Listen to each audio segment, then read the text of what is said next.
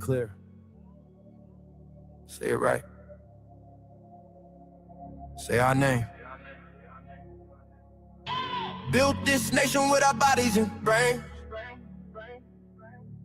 You benefit, don't give us credit, say our name.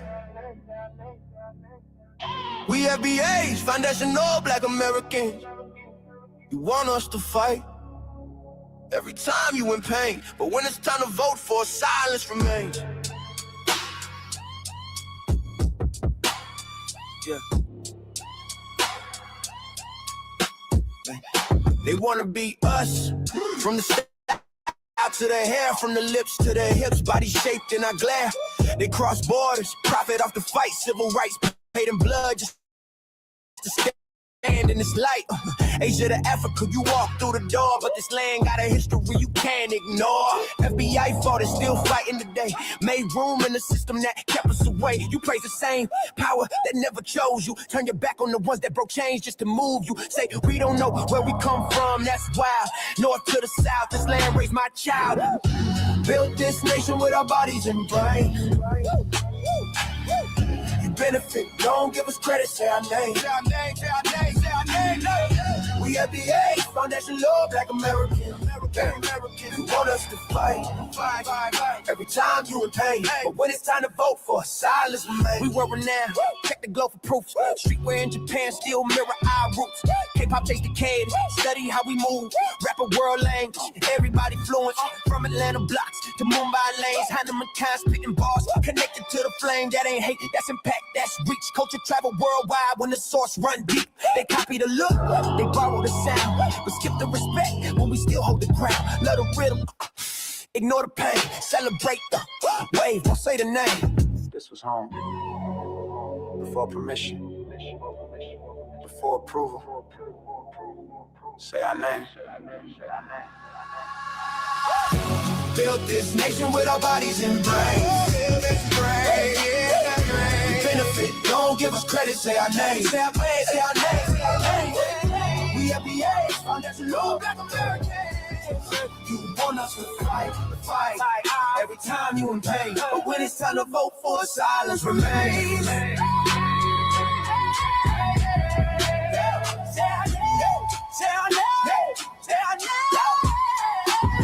say our name, say our name, say our name, say our name. Don't need your respect, never needed permission. We built everything when we weren't even seen as human. Biting the hand that fed you, surviving on scraps. FBA stopped begging. We learned to build from scratch. Say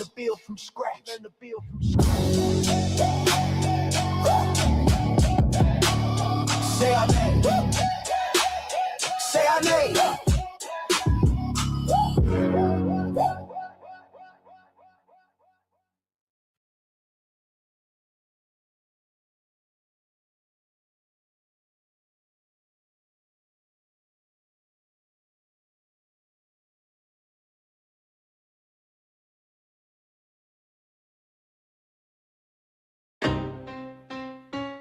Y'all don't hear us. Pull up a seat and motherfucking listen.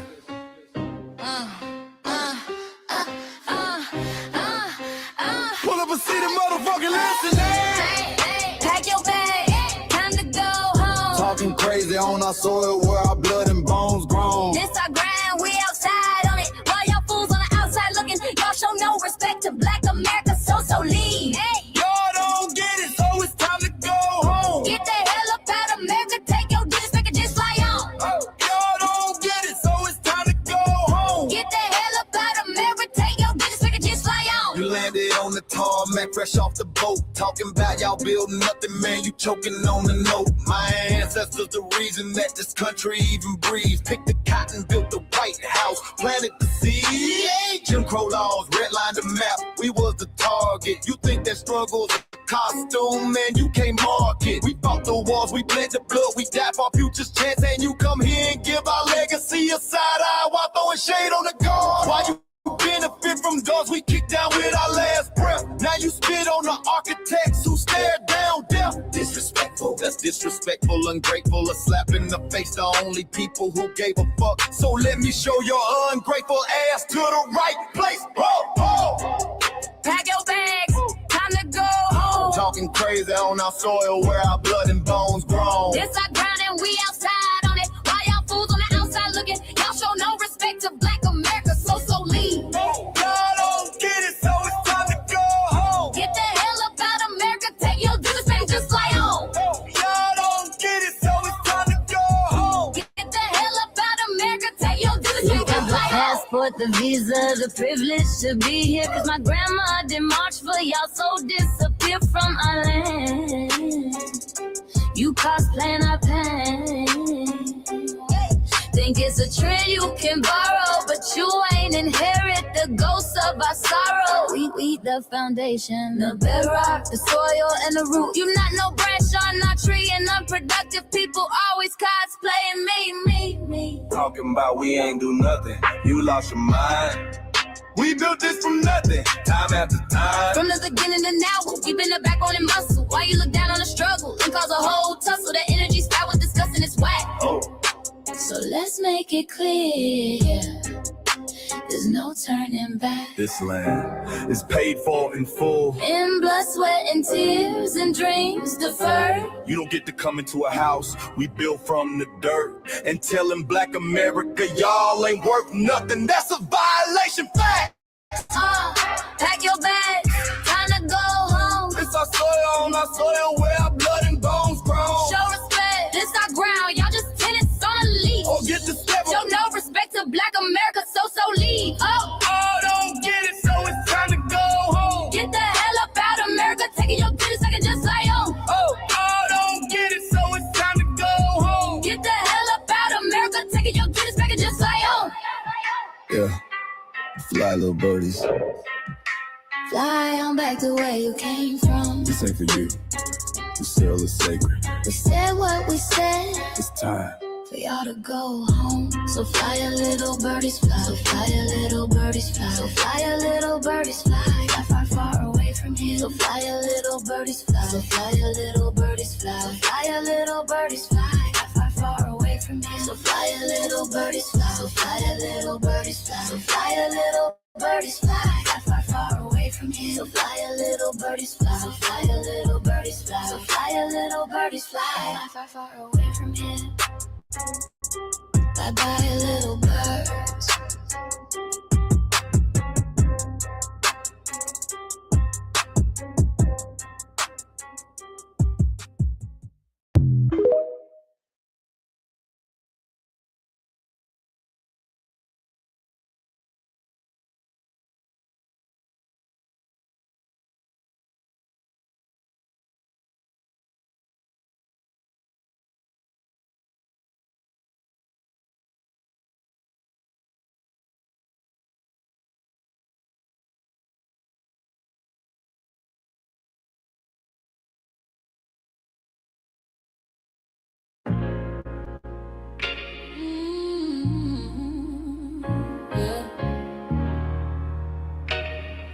We forgot, but we never forget.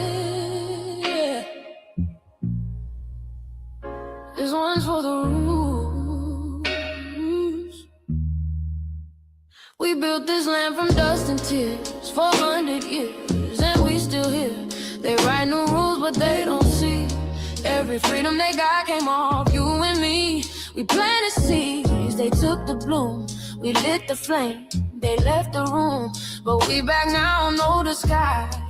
The spirit's woke, we realize. All we want is what we earn. That sweat and blood, yeah, that table turn. You can't buy culture, can't fake that fight. This is our day, this is our ride. We FBAs. Say it loud, say it strong. We the heartbeat that's been here all along. Foundational Black Americans, stand tall. We ain't begging for nothing, we built that all. Born from pain and grace, you can see the truth written in our face. We the soul, the sound, to fight the flame. Foundational Black Americans, say our name. They love our rhythm, but they dodge our blues. Use our voice when it fits their news. They take our sound but not our scars. We the backbone, we the scars. Now the veil is gone, the mask is clear. We see the game, we know it's here.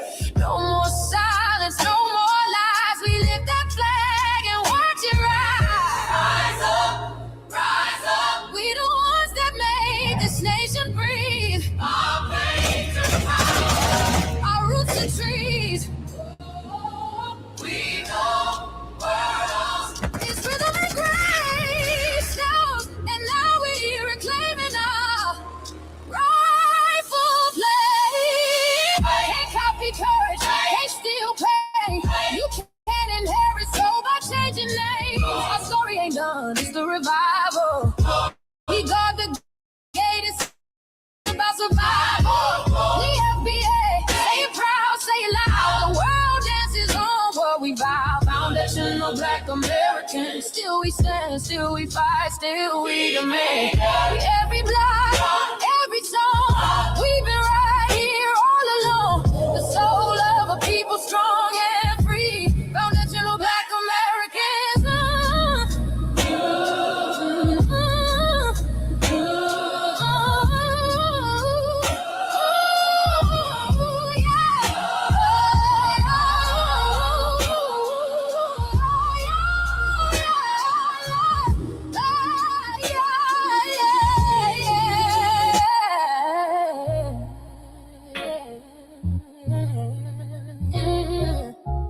We the first, we the root, we the fire. Still rising, still here. Foundational Black American. We set the tone and they copy the cadence. Dance to our drums and deny the foundation. Wear the style but don't honor the source. Smile in the crowd and you distance and force. Say you not us but you rap like we breathe. Take the rhythm, then fuse the receipts. I ain't mad, I'm just holding the glass. Showing the mirror, now answer it back. I ain't here to cancel nobody. Just keep it honest, keep it solid. If you eat from the table we built, don't act surprised when we guard it. Do you like that? Do you like that? When I flip your sound and I ride like that. Do you like that? Do you like that? Do you like that? Cause that's how it feel when you borrow my culture. Then act like we never mattered. Hip-hop.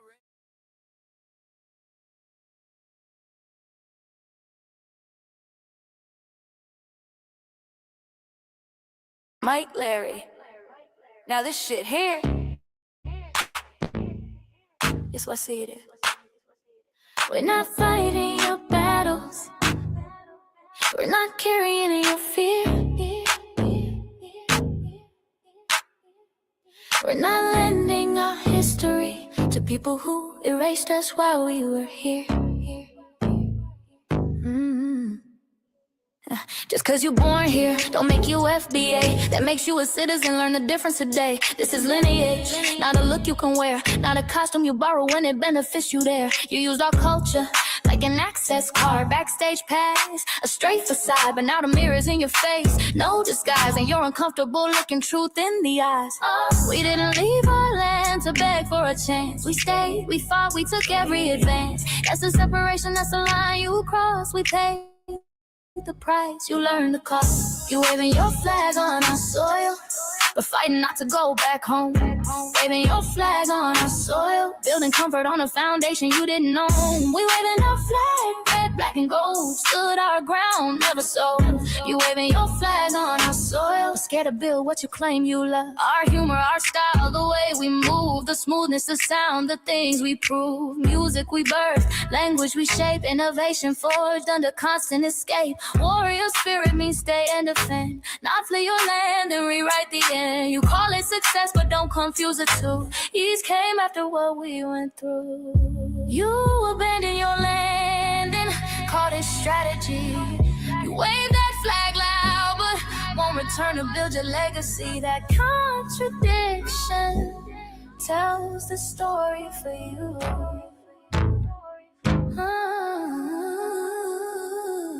You waving your flag on fighting not to go back home. We waving arms where we were forged, every inch earned, every brick known. We can't be deported, and that truth changes everything. We can't be deported, and that truth changes everything. We know who we are, and now we see who you are too. Just because y'all born here doesn't make you FBA at all. It makes you an American citizen. It's biologically impossible to be us because it's a lineage, not some damn costume you can just put on to look cool. You immigrants and immigrant Americans has used our culture as an access card, a backstage pass to our culture. Now y'all have to look in the mirror. Our sense of humor, the aesthetics, mannerisms, the style of dress, the smoothness, the creativity, our genres of music, innovativeness, our slang, our warrior spirit by staying on our homeland and fighting and not fleeing to somebody else's land to beg for a better life and shit on the very people who fought to have us there. That's who we are. And we know who the hell y'all are waving your flag on our soil and fighting to make sure y'all don't go back.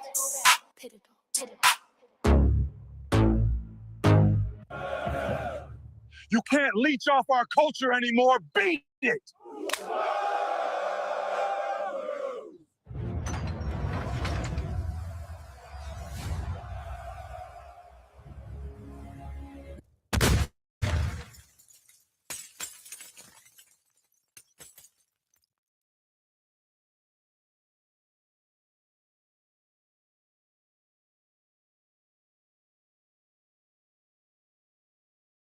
Mike Larry, man, you did it again. We really making history. Let's go. Do you like that? Do like that? Flip your sound, how you like that? Do you like that? Do you like that? Say it loud, don't walk it back. Do you like that? Do you like that?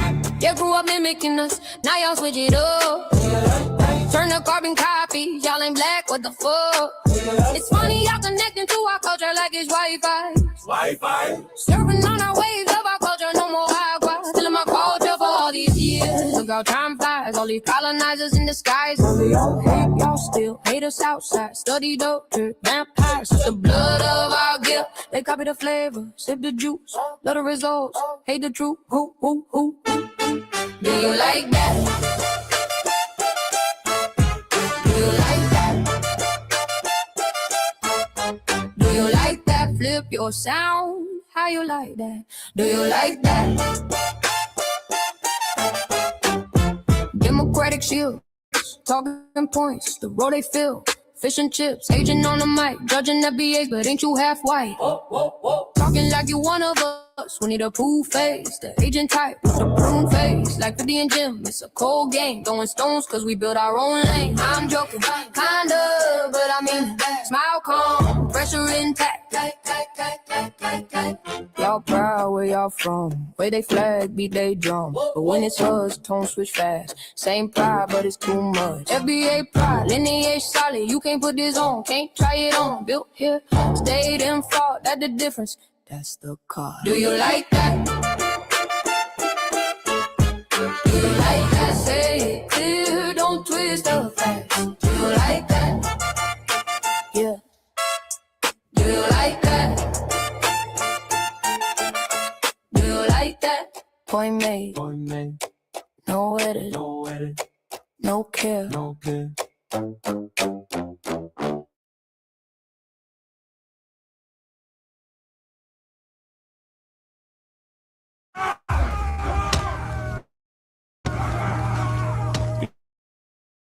You know, erasing history is something that you have to do when it comes to conquest, domination, and destroying a people. If people knew who they were, what they were, and what they were capable of in the past, they will understand what they have a possibility or a likelihood of doing in the future. Foundation of Black Americans, we've always had a culture of resistance. We cultivated a culture of resistance on this land, and we've been resisting ever since we've encountered European domination. But nothing was really popping in Europe until the transatlantic slave trade, and that's where they amassed a lot of wealth. One thing that I think is unique about our culture as far as how we resist, how we fight back is just the environment we were put in from day one. Being only 13% of the population, the white supremacists were very meticulous about keeping that population at a certain amount. There was never a period when we did not resist the encroachment of the white man. They have a natural behavior of authority no matter where they go. That's why they'll step up in front of us in the line at the store. We're not important. They don't even see us. We've never been able to excel. We've never been able to relax. We've never been able to just be, which means that existence is resistance. It must be something in our DNA, our historical background, to when something doesn't sit right with us, especially spiritually, in our souls and in our spirit, we just say no. We live resistance. From the moment we're born, we're in resistance. And it's handed down generation to generation. And so I think that cultural resistance is actually in our DNA, in our epigenetics, and then it blossoms out into the culture. So there's almost nothing in America that we do, from song to dance to politics to the way we talk, the way we dress, having coded languages considered to be slang today. Everything about Black American culture is a form of resistance. Of course, they want to always downplay our contributions to the global tapestry because they continue to act like our number one export in this country is not Black innovation. Everyone understands that our resistance has been the cornerstone of what foundational Black Americans have always done. We are the life that breathes everything into this nation. The further back you go, the further Black you go. It's just simple like that, brother.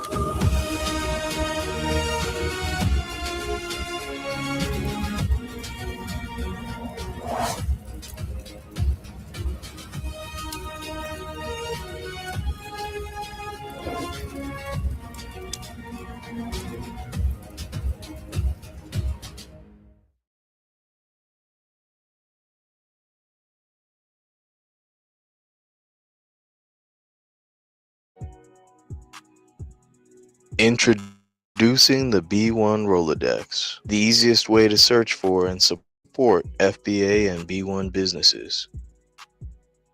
Hundreds of entries from the Black grassroots for the Black grassroots. Free to use, free to download, constantly updated. Trouble navigating the document? Try using the map version. Notice a business missing? Use this simple Google form to submit an FBA or B1 business. Also submit anti-Black businesses, which are now being collected in that last tab. Find resources, contact numbers, and much more using the second tab. All the info you need to start practicing group economics today. Go to blacktruthunited.com. That's blacktruthunited.com. All right, go ahead, Shabaka, with the intro. Greetings, Black family. Greetings, and thank y'all for tuning in to another episode of Shabaka's in conjunction. I am your co-executive producer and co-host, Chain Krumah, and we're joined with our other co-executive producer and co-host, Shabaka Sankori. Greetings, Shabaka from the Mile High Income, and we're joined with our Asian ally, Michael. Okay, greetings, ladies and gentlemen. Thank you for joining us here on Shabakas Black Experience. This episode is July 7th, 2026. You sound very low. You sound very low and far away. Okay, all righty. I'm going to have to change headsets. Okay, so please bear with me. Okay. And on this season 12, episode 3, or Trey of Shabakas Black Experience Enhanced in conjunction with the Front Line Blacc News, we'll be discussing several topics. The first one is, of course, the white nationalists. They march in D.C. on 4th of July, and the storm forces MAGA into shelter. Can you guess where they have to take shelter at? Then Nolan Wells, the search for our brother, the discovery and what we know. David Oyelowo is a typical Tether. Why are foreigners suddenly claiming FBAs have Haitian lineage? Haitians TPS deportations are heating up. Florida congressional candidate Bernard Taylor and fired back at Megyn Ku Klux Kelly's Haitian rhetoric or Haiti rhetoric. Elon Musk, the musty man's DOGE gets shut down. Where are the checks? I know, where are the damn checks? I want my $5,000 check. Where the hell is that? And why Nigeria has 46 million people without a toilet. And Shabaka's Black Experience enhances base. Oh, let me bring Shabaka back in. Sorry, Shabaka.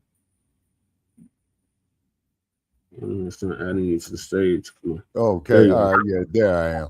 Okay, so what it is, people, the reason why I'm having problems out here, it's 105 degrees. So what's happening is that these cell phone towers and power lines are hot, you see.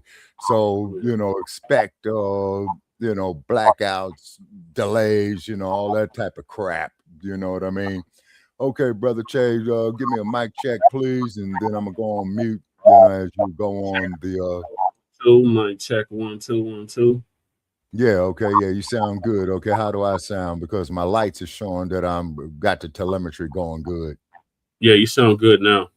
Yeah, okay. You sound great, Shabaka. Hey, greetings, Jesse, and greetings. Hey, greetings, Michael. Yeah, sorry I missed the virtual this morning, man. You know what I'm saying? I really wanted to get up on there. Oh, yeah. You know what? I recorded a meeting. As a matter of fact, I can play it if you want. It was like 29 minutes, and I was surprised the staffer ended the meeting abruptly. I wonder why. What truth did you hit him with, Michael? Oh, my God. I think I hit the staffer about, what I'm trying to remember. Oh, I said to the staffer, she's Indian. I said to her, Native American or as in from India? India. I'm not so sure. That explains everything. Yeah, please continue. Sure. Right. When I talk about how like Asian Americans, they benefit from American freedmen's, pain and suffer to be here. I say without American freedmen, Asian Americans will not be in America if it weren't for American freedmen, right? And then I talk about the anti-Black racism in the Asian community, and I talk about how Congresswoman Marilyn Strickland is half Korean, half American. That if she cares about the Asian Black solidarity, which I'm just paraphrasing, then she should do right by FBAs. If she's willing. And saying that if she was when she was a co-sponsor of the anti-Asian hate crime bill, she should have no problem sponsoring anti-hate crime bill for foundational Black Americans and basically gave the demand 60 days. Right. Okay. All right. Let me finish, y'all. Yeah, go ahead, Jesse. Sorry, just had to give Shabaka a brief summary of the meeting. Okay, cool. Okay, go ahead, Jesse. I'm gonna sit at the lunch counter and beg for a cup of coffee. But guess what? I own the lunch counter. Shabaka's Black Experience enhances based off the 50th anniversary of the founding and original Blacc Panther Party for self-defense. We started on Blogtalk Radio back in 2016 and have been around for 11 seasons now. Shabaka's Black Experience enhanced covers Black experience from the beginning of time until 10 minutes ago. It is also part of the Front Line campaign that has recently, within the last 2 to 3 years, moved from Blogtalk Radio to Streamyard. Please make sure y'all like and share the broadcast. Family, hit that like, share, and subscribe button. Please join us on StreamYard, YouTube, Front Line Blacc News. The links to all of our channels are in the description, including Front Line Blacc News. Front Line Blacc News 2, our backup channel. Make sure y'all sub up to that, just in case they try to take Front Line Blacc News down again. Then my personal page, Jesse Parrish, aka Chan Kruma. Make sure y'all sub up to that as well, so y'all be abreast of what's happening here in Denver, politics in regards to Denver and Aurora, City Council, and community events, Black events in Denver and Aurora, and the Sunday Morning Food Bank, which I've been doing for the past 10 years, providing free, healthy food to the people in my buildings and the buildings that my family have lived in. All of that can be found on that YouTube channel. Then we got Lady Che's backup channel, Seduction Doll. Make sure y'all sub to that, Seduction Doll $59.91, so she can start going live on YouTube on that channel. Then we got her main channel, The Revolutionary Agenda. Make sure y'all sub to that as well, the RBA. She should be dropping one sometime this week, so make sure y'all stay tuned for that.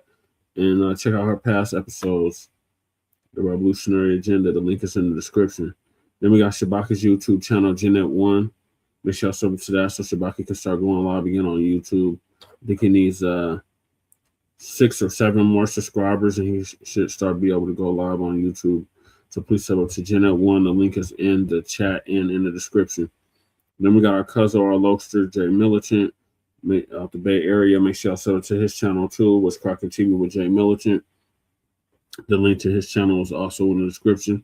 Then we got our brother Kukizi out the Mile High. Make sure y'all sub to his channel as well. Kukizi 5100. Then we got our brother Breeze Omega from Hempstead, Long Island, is now in Leesburg, Virginia. Make sure y'all check him out. He was live earlier. He got some new music too.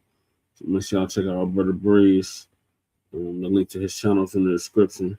Then we got our brother Church of Black Power, who was live yesterday. Make sure y'all check him out. He joined us for Front Line Blacc News like a day or two ago. And yeah, check him out. That's our brother from Watts, California, who's now in Houston, Texas. And the link to his channel is in the description. Then we got our brother Torian Rain Reloaded, who I was just chopping it up with like an hour or two ago. Make sure y'all check him out, Torian Rain Reloaded on YouTube. He's been around for a decade plus. He's out the DMV area. And he actually put Lisa Cabrera on, so check him out. And then we got honorable mentions. I hate to say it like that, but honorable mentions. Black Alpha Network, who's live right now. Afro Elite, our brother out the Shy. ZZ Rants, our brother Jay Dizzle out the PMW. Who else? Lisa Cabrera. And I think there was one more person I was going to add on there. But basically, check out the New Black Media. All of us are part of the New Black Media, and we are our signal. I think almost the Church of Black Power, right? Yeah, I got him already. Okay. And then last but certainly not least, we got our brother Black Truth United. Came up with the B1 Rolodex, which is a modern day green book for FBA and B1 businesses alike. And the link to the Rolodex is in the description. Sorry, Shabaka, you keep going out. So yeah, sorry about that. Yeah, I was sitting at the lunch counter, man. I got my coffee, man. You know what I'm saying? Oh, let me go get my cigars. You know what I'm saying? Yeah, sorry about that, people. You know, is that this heat out here, it kind of like limits my movements and stuff like that. Right. Well, stay hydrated, Shabaka. Yeah, stay hydrated too, Shabaka. Yeah, that's why I'm drinking the coffee with no coffee creamer. Then I'm going to top it up with some water. Yeah. And then, so the link to the Rolodex is in the description. The link to submit your business Rolodex is in the description. The link to the the FBA threat database is also in the description. And then the link for the Freedmen Reparations Party merch is also in the description. Then we got Council the Congressional Black Caucus and create a foundational Black American caucus, which is long overdue. And the link to that change out is in the description. Then we got Sister Brooks' call to action. That's already over. So, but subscribe to our Sister Brooks Sister Brooks YouTube channel. The link is in the description. Shout out to her. Shout out to the U.S. Freedmen Project. Shout out to Brother Divine. Shout out to Sister BX and our brother Melrose Radio. Okay. Then we got the Reparations Act for the Citizen American Child Slavery. Make sure y'all sign that change.org petition if you haven't already. Then we got Lady Chase GoFundMe. Donate to that if you haven't already. Then we got our brother Joshua Hart, who put hands and feet all over that Nabisco. Chet the Bussy, Chet the Builder, Dalton Etherly. Make sure y'all donate to our brother Joshua Fox's GoFundMe. The link is in the description. Then we got to stop Netflix from releasing the damaging docu-series about Michael Jackson. I saw it yesterday. Well, you seen the movie, but this is something else. Yeah. Oh, okay. So shout out to Dr. Randy Shore for putting that together. Make sure y'all sign that petition if you haven't already. Then, as you can see from my background, I am a candidate on the ballot for House District 8 here in the state of Colorado. The election's in November, and the link to my website is in the description. Then we got copyright disclaimer under Section 107 of the Copyright Act of 1976. Allowances made for fair use for purposes such as criticism, comment, news reporting, teaching, scholarship, education, and research. And I do not own the rights to the music. And if you don't understand racism, white supremacy, what it is and how it works, everything else that you think you understand will only confuse you.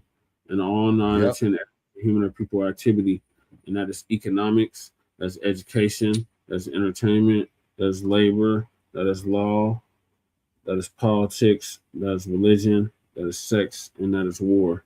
And some say health and nutrition. And all 9 or 10 areas of human and people activity.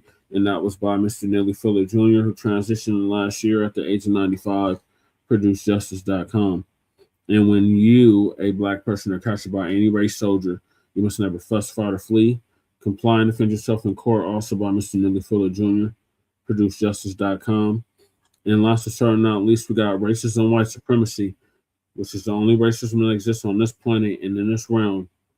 It's conscious and subconscious behavior to maintain white genetic survival, to prevent white genetic annihilation. And that was by the late, great master teacher, warrior, scholar, Dr. Francis Cress Wilson, who transitioned exactly 10 years ago at the age of 80 and would have been 90. Full life. And shout out to our FBA brother out of Los Angeles, California, Tariq Nasheed, preparing for her funeral, along with several others. So those are the topics. Make sure y'all hit that like and subscribe button. We are at 771 for Frontline Blacc News. Make sure y'all get those likes and those subscribes up for the Shabaka's YouTube channel as well, and Lady Che's YouTube channels. All right, Shabaka. Absolutely. What are your thoughts on the Patriot Front storming DC 2 days ago or 3 days ago? Man, them jokes, man, them clowns, man, are just that. A bunch of closet queen kooks, man. You know what I mean? And the sad part about it is that they hate everybody, and all the people that they hate, they expect us to love them. So is something wrong with these Neanderthals and their mindset, man? Troglodyte behavior, you know what I mean? It could be sun damage to them. But the cold part about it is that you idiots out there that come up there on my like page talking that dumb shit, oh, I welcome your ignorance. I really do. And the reason being is because I laugh at it the majority of the time. Now, keep in mind, we do not have nobody. We don't have no problem with anybody from different ethnicity or group or what have you to come up on our platform. But the key is you will respect Black people here, regardless of what we got going on within our own communities. You see what I'm saying? You're going to respect Black people on this platform. Okay. Now, for all you trogs who get up there and say, well, we're all the same and all this old type of shit, all the way till about, let me see, about September the 1st, I'm having an open invitation for you to come out here to sit in the sun with me, because we got some days coming up to be about 115, 120 and stuff like that, and, but you got to leave your sunscreen at home. Number one, okay, because I don't need a sunscreen. I was born with one. And I hate to have to talk to you like this, okay, but deal with your man there in DC. You all know who he is, the orange dude. And he is giving you guys a bunch of false pride. Yeah, say, because now we're even more pissed off about a young man coming up missing down there over the 4th of July weekend, okay? So our hearts are definitely out to his family. Hopefully that he will be found alive, you know what I mean? But he was out there drinking with those Nabiscos. So, hey, let's look at our man, James Byrd. You remember James Byrd, Brother Che and Michael? Yeah, he was down in Great State, Texas, down in Gumwood. The good old boys who want to give him a ride home and put him in the back of a pickup truck, and then they drag that man and dismembered his body. You know what I'm saying? Okay, Val, what do you mean? I know I can't do that. I can't do what? What Val saying? She said, I can't do that. What I can't do? Go out to the desert, I think she's saying. Oh, okay. Sister, I'm in the desert. You know what I'm saying? Right now, I'm in the desert. It's a pleasant 103 degrees out here. You know what I'm saying? Full of vitamin D and what have you. But however, if you are out in this desert, make sure that you are hydrated. Okay, Brother Che, I'm getting feedback. What's happening? What do you mean? There's nothing happening. Okay, I'm getting feedback on my end. Is it going out there on the telecast, or is it just this raggedy ass headset I'm using? It's just a raggedy headset you're using. Okay. All righty.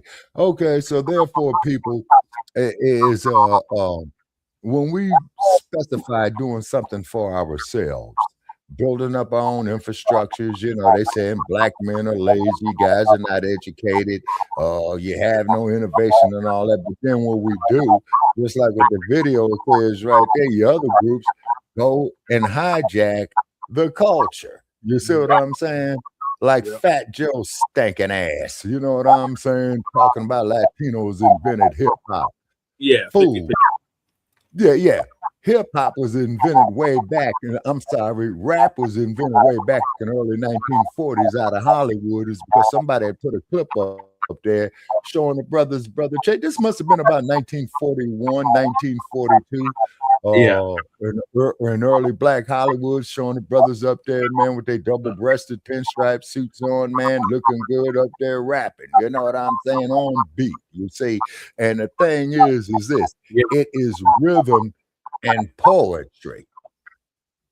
Yep. You see? That's what it is. And then, of course, the Clive Davises and what have you, they came in there and contaminated the music and want us calling our women a B-word, calling ourselves the NGRs and all this old type of stuff, you see.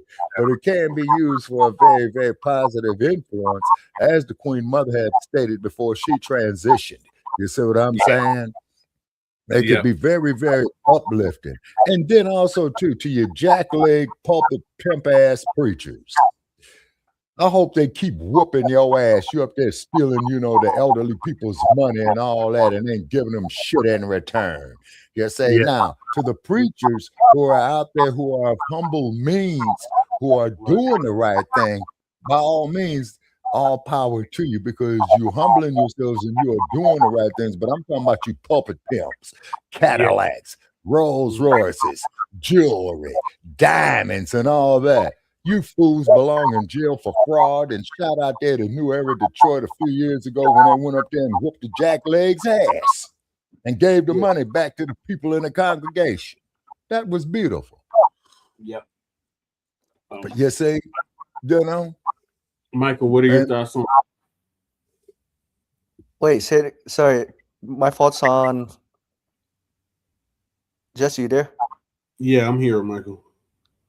Oh, on the 250th celebration, right? Yeah. Yeah, my thoughts are that the 250th celebration is just symbolism, without substance. And American freedmen, fought during 1776 while in chattel slavery. And for white Americans, Asians, and Hispanics to say that they built this country is false, right? And false is really American freedmen, because American freedmen, are very strategic. We're very smart to get the British off of Americans' back.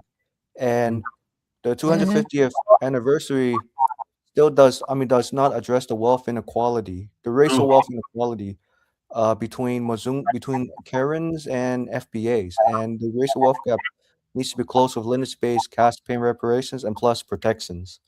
Yeah. Oh, yeah, absolutely. Now, you see, Michael, funny you should mention that, is because, see, that's what Huey P. Newton was stating, man, off in his 10-point program. Yep, sure was. All right, so Dr. Rashad Rashay is going to give us an update on it. And then, okay, Dr. Rashay.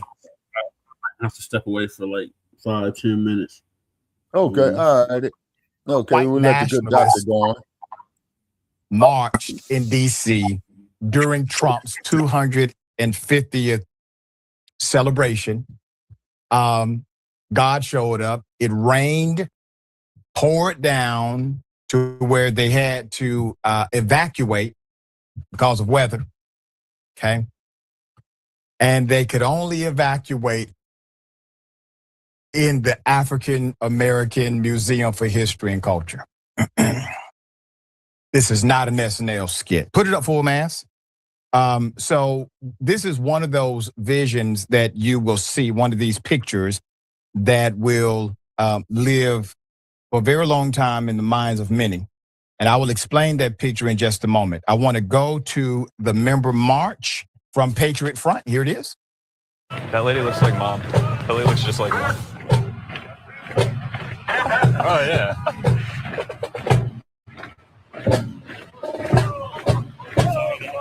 You're doing good, bud. You're doing good. We got plenty of stuff. How many viewers we got? We're up to 460 now. Let's go. It's incredible. What's up, YouTube? You guys having fun? Happy 250, guys. Happy 250. Happy 250, guys. All right, put it up full mass. Let's talk about it. Here we go. President Donald Trump urged Americans to celebrate the nation's 250th anniversary by visiting the restored statue of a founding father who enslaved hundreds of people. A haunting image unfolding just miles away captured a very different version of America. Many online said the image symbolizes America's ongoing struggle to live up to its founding promise that all people are created equal. Now, I want to remind everyone, when that was written, keep in mind, people had a definition, and it did not include Black people. As a matter of fact, it didn't include women either. Okay? So you have a country that's fighting against its own DNA. This is nature versus nurture. The nature of this country was founded and rooted in the principles of racism, financial corruption, and bigotry, sexism, etc. All of that included. If you don't admit that, you will never be able to transcend it. You cannot transcend what you don't admit. So you admit that. Now there's a nurture. There's another side of this. And that's you. You can nurture beyond the nature. There's more hundreds of Patriot Front members descended on Washington wearing matching blue shirts, khaki pants, and sunglasses. The basic male carrying gear. They had hats, white face coverings that concealed their identities. Some carried upside down American flags, while others marched with Confederate flags through the nation's capital. That's the flag of treason. Doing great. How you doing today? Just a reminder. The march remained largely peaceful despite the tense atmosphere. Videos show dozens of Patriot Front members packing into metro stations and boarding trains alongside unsuspecting commuters, creating scenes many viewers described as intimidating. Surrounding a Black woman is one of the most infamous scenes. As many historians have pointed out, this is not the first time a hate group has openly marched in D.C. and grab some more people, yank them up And there in you here, have it. right? Yes, sir. Meanwhile, later that day, thousands of Trump supporters attending Trump's Freedom 250 celebration on the. Tell them it's time for them to get on up in here, fill this house up, and hit the Cash App on the way in. That's right. You know? PayPal. PayPal. We can only have 6 people up because we're not on the paid plan. Salute, Cow Dog. And a like, Cow Dog. share. Hey, what up? Bring up 2 more. Cow Dog? You say Cal like California dog? Yes, sir. Cow Dog 73. Yes, sir. And Oh, then right. also I like too, that. and take the YouTube link, Dynamite, and share it out. Okay. All right. I'll do that. Yeah. Yes, sir. Appreciate you, brother. Yep. It's in the private Right chat. on. And y'all know we shutting down all the Asian markets across the United Snakes of America for this dirty dog Rick Chow shooting down Cyrus Belton in the back. 14 years 14 years old. So that's what we doing now. We letting them do that, and we gonna let them do that? No, well, actually we didn't, because his story got burnt to the ground. Baby burn, baby burn. Oh, okay. All right, Black Black Power. memories of 1965. Outstanding. Yeah. And who else? Man, it's like just coming down the boards, you know? Shit. I mean, excuse my language. I gotta shoot you $10 for cussing. Yeah, man. I didn't say ship. I said ship. SHIP. See, it just sounded like the other word because it got Right. lisp. Yeah. Okay. And share the link out. All right, I'm gonna do that now. Okay. So what's the All subject tonight? Paris and Shabaka? So we got this Patriot Front shit going on. Then we got our brother Nolan Wells, who came up missing and ended up dead in Louisiana. or Mississippi, Mississippi. And then David Oyelowo, the British actor, he's talking real greasy about FBAs, so we're gonna go in on him. Then we got the protected status ending and the deportations happening. Florida candidate goes in on Megyn Kelly, and Elon Musk, DOGE gets shut down. And, great news. Has 46 million people living without a toilet. Wow, man. Yeah. And look at all the like my brother was telling me like he do the courier, I mean not the courier, but the deliveries and stuff like that. Say that they don't like like Spanish companies only hiring Spanish or white only hiring white because they take away DIY whatever, you know, the equity and inclusion, so that they don't have to hire. Right. Yeah. Right. And we should return the same fucking favors when it comes to our business. And we don't have to hire either. Yep. You know it. You know it. Let me finish the clip, Dynamite. And then Yes, sir. Yes, sir. Blacc Panther. I just jumped in. I just jumped in the middle of it. Sorry about that. Dynamite, to have you here. Hey, long as we before you hit that tip, make sure that they hit that. Make sure that they hit that thumbs up, if nothing else, because that helps the algorithm to push the show out to, so everybody see it. Hit that thumbs up, y'all, and share it. I'm gonna go share it now while y'all play that. Okay, Black Power. Always. Okay, going on mute, brother Che. Taking shelter at the National Museum for African American History as severe thunderstorms rolled through DC. And we have the picture there. Okay. Now, I want to say this to everybody in that picture. If you're racist, put them back up, Jordan. They need to hear this. If you're racist, you're not racist enough.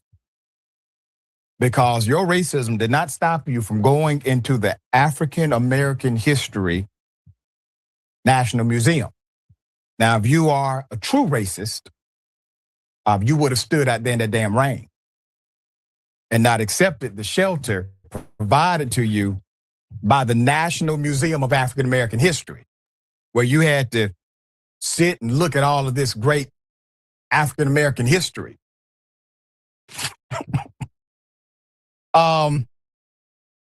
Juxtaposition of Freedom 250 attendees who likely support the president against the physical building that he tried to get rid of, whose mission he has tried to undermine, set off a wave of reactions online. A Threads post from one user said, quote, "A huge storm hit Washington, D.C., forcing MAGAs," this is their wording, not mine, MAGAs to shelter in an African American museum. By their logic, this is a message from God. End quote. One witness, a journalist, Sammy Gold, posted on X, quote, "Currently trying to evade the DC storm by staying in the African American Museum with 5,000 Trump supporters. I happen to be a man of faith, and this is one of those opportunities where I believe God has a significant sense of humor."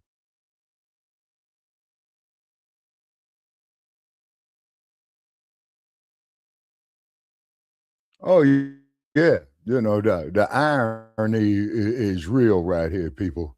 Okay. Yeah, we're going to be getting on that there too, Cal Dog. We mentioned that it is definitely one of the items we're going to talk about young man down there in Mississippi. Okay. And that's literally the next topic. So what are your closing thoughts on the DC white supremacists having to go shelter at the African American History Museum? Oh man, I'm loving it, man, because they had to eat all that shit that they spewed out. They sitting up there eating shit. You see what I'm saying? Okay, and I'm loving it. You know what I mean? And this ain't hatred against nobody and all that. But see, when you Nabiscos come up there and inbox me with this bullshit, oh, we're all the same, Shabaka, you a black racist. First place, I don't own no police departments. I don't own no banks. I don't own no stock markets. You see what I'm saying? I don't own no major stocks and bonds and what have you. So I'm in no position to be a racist. You say, but they went up there and their asses got humbled. You see what I'm saying? That's what happened, man. It's kind of like when a dog shits and you got to take the dog and rub his nose in his shit and then let him know that you don't shit right out there. You take your ass outside. So therefore, I'm loving that. You know, yeah, Val, it was a bad day for him. But fuck them. They brought that there on themselves, and excuse my language. And this is why this episode is for those 18 years of age and over. Let me get that disclaimer up there. And yes, and I can talk intelligent, G. You know, and I do know the word is intelligent. So later for the Nabiscos, they ordered that there was divine intervention is what that was, Brother Check, with that brain. That was divine intervention.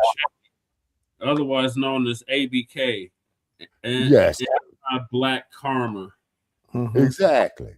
You see what I'm saying? And then not to mention the fact we built the damn city of Washington, D.C. any fucking way. We built the White House. And they did shit to the northwest. They did not go to the southeast with that nonsense because they already know what's going to happen. What's going to happen, right? In southeast. They're going to get smashed. You see what I'm saying? Yeah, that was who was that made the diagram for Washington? He did the peanut. He was the peanut. No, sir, that was Benjamin Banneker. No. Yeah, you speak.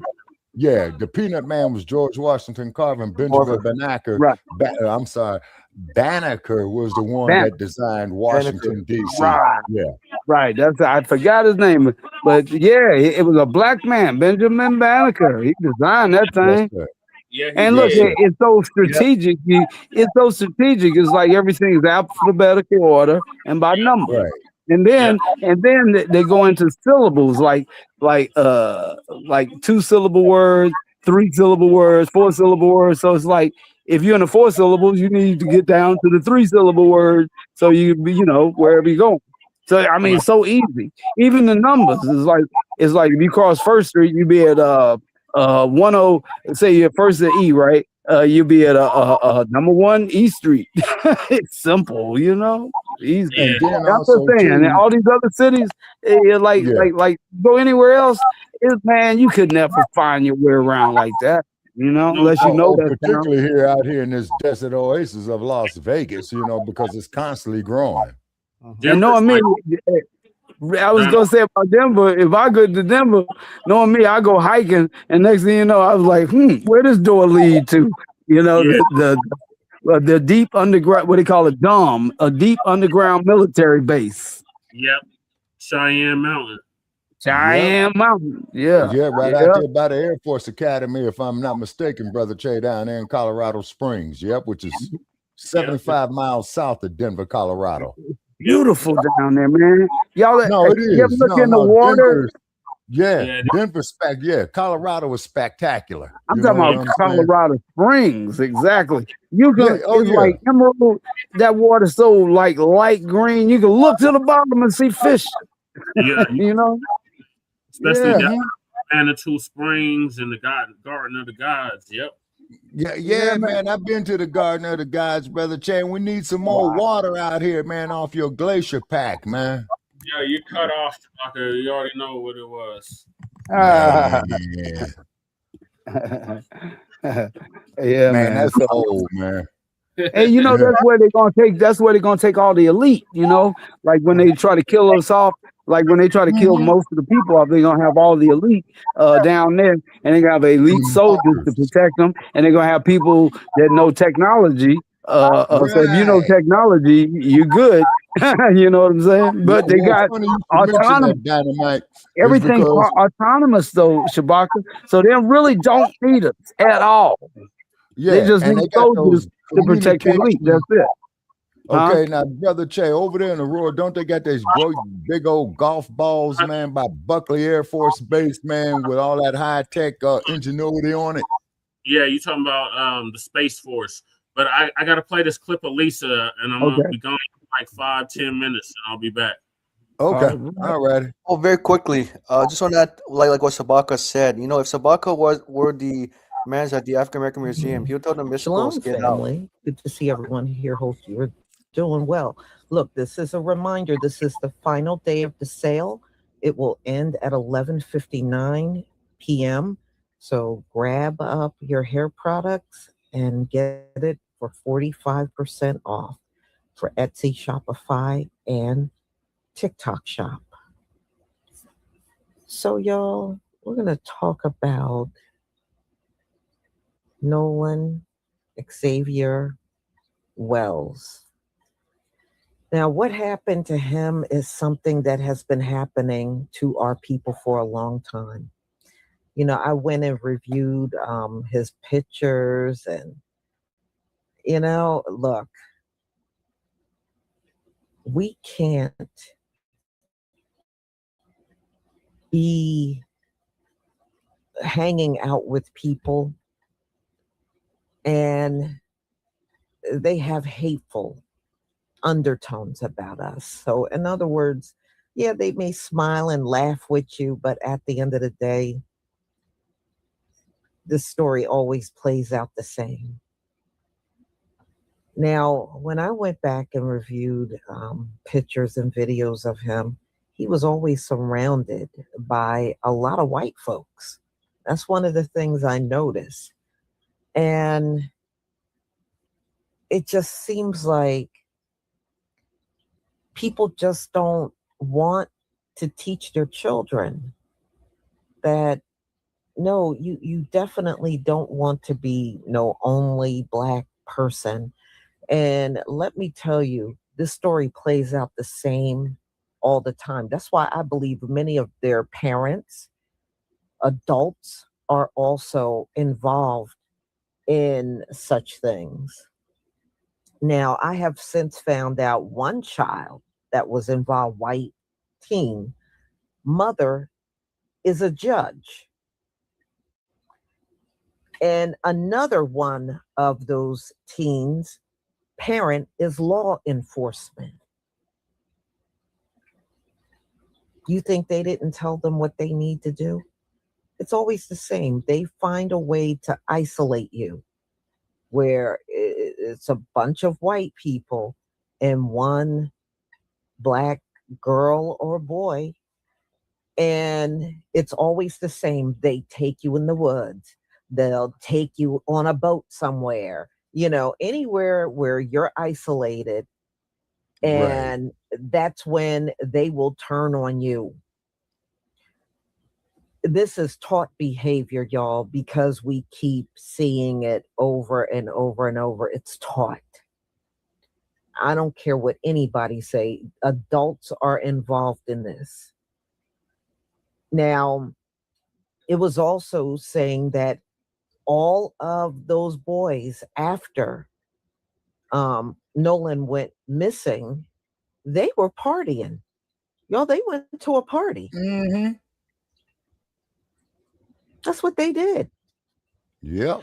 And they all lawyered up. The parents and the teenagers, the white teenagers, lawyered up. Now, why do you need a lawyer? It's called intent. Are you Lisa. afraid of being accused of something that you actually did? But at the end of the day, and you know, I said this even several years back, that we got to teach our children, you don't go anywhere and you're some only Black person. You never, ever, ever do that. Our children are not safe in the presence of these people. And it may seem innocent, you know, but at the end of the day, it's not. And I heard he was talking when they got separated. Apparently it was some white girl there, and he was talking to her. So who knows? I mean, they said the stories that these 4 white teens given makes no sense. It doesn't add up. But, you know, their minds are, you know, you got to understand, a teenager, their minds are underdeveloped at that point. You know, they have not fully matured. So, yeah, they'll tell a story, and in their minds, it sounds credible, but actually it's not. Now, his body was found, and it has since been identified. But at the end of the day, don't let your kids go off with a group of all white people, because we've seen this play out way too many times. They'll get to go home, and your child, they won't. Now, I know this got to be painful for his family. My heart goes out to them. My prayers of course it is, for him Lisa. and his family, Nolan Of course. and his family. I mean, it's a tragedy, but this has been going on forever. It's been going on forever. And our people got to get to a point where our kids know better. You know, if it's a circumstance, it doesn't matter if it seems innocent. It doesn't matter. You know, I always got to reflect back to Muhammad Ali when he talks about that pit of snakes. You know, we don't have time to be trying to figure out who's good and who's not. I'm unconcerned about that. At the end of the day, I want y'all all to reflect back in your life. Many of us have experienced being around white people, and the energy around them seems strange, or something's off about their energy. Or when they're in your presence, you can literally feel their hostility or their dislike for our people. You know what I mean? We have experienced that before. And no matter how much it may be difficult, we got to teach our children the truth about the history of these. This is why these folks want their history erased and forgotten. But we must never forget, because forgetting, you can end up like Nolan. We can't be naive in life. These folks, they will always do the same pattern, get you alone somewhere, turn on you, and then next thing you know, you're gone. It's not worth it. It's not worth it. Y'all remember, what was her name? Tamla, the one that went to that sleepover, and somehow she went over the balcony. And she's lying there unalive in somebody's backyard. And they have ruled that as an accident. That was not no accident, y'all. You know, it was not an accident. And those were all full-grown adults. That's why I'm saying it is just not safe. These folks, they are not safe. They're not safe. And our children must know this history of so many of our people have been unalive being around them. I remember when I first came on, maybe like a year or so, some teen went out on a boat with them. Everybody came back except for this one teen. And, you know, of course, it was a Black teen, male. And the kids all told a different story about what happened to them.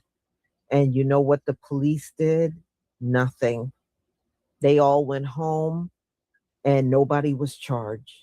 Just like Tamla, her situation, she was around all them white people. The one that got killed in Mexico. She's the only one that ends up unalive, and not one living soul got arrested.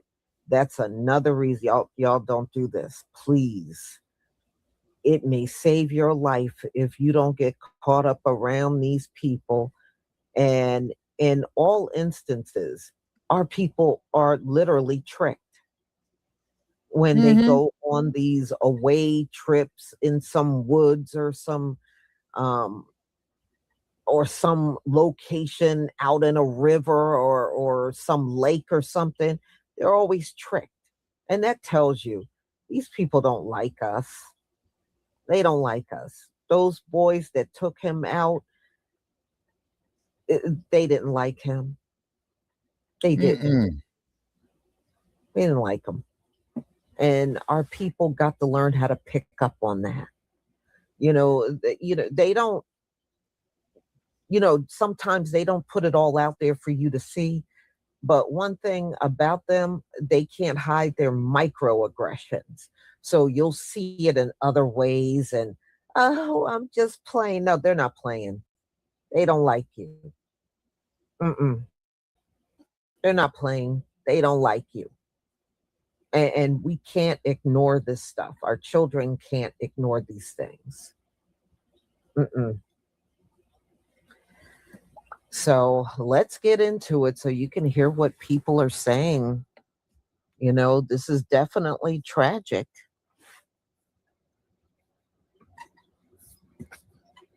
Let's see, I do have.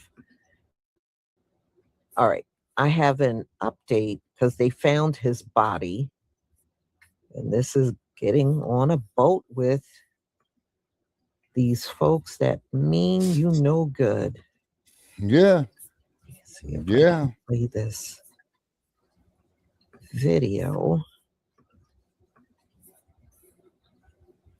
All right, so this is from ABC News. Please give me a 1 if you can see my screen. Yeah, Lisa, we can see your screen.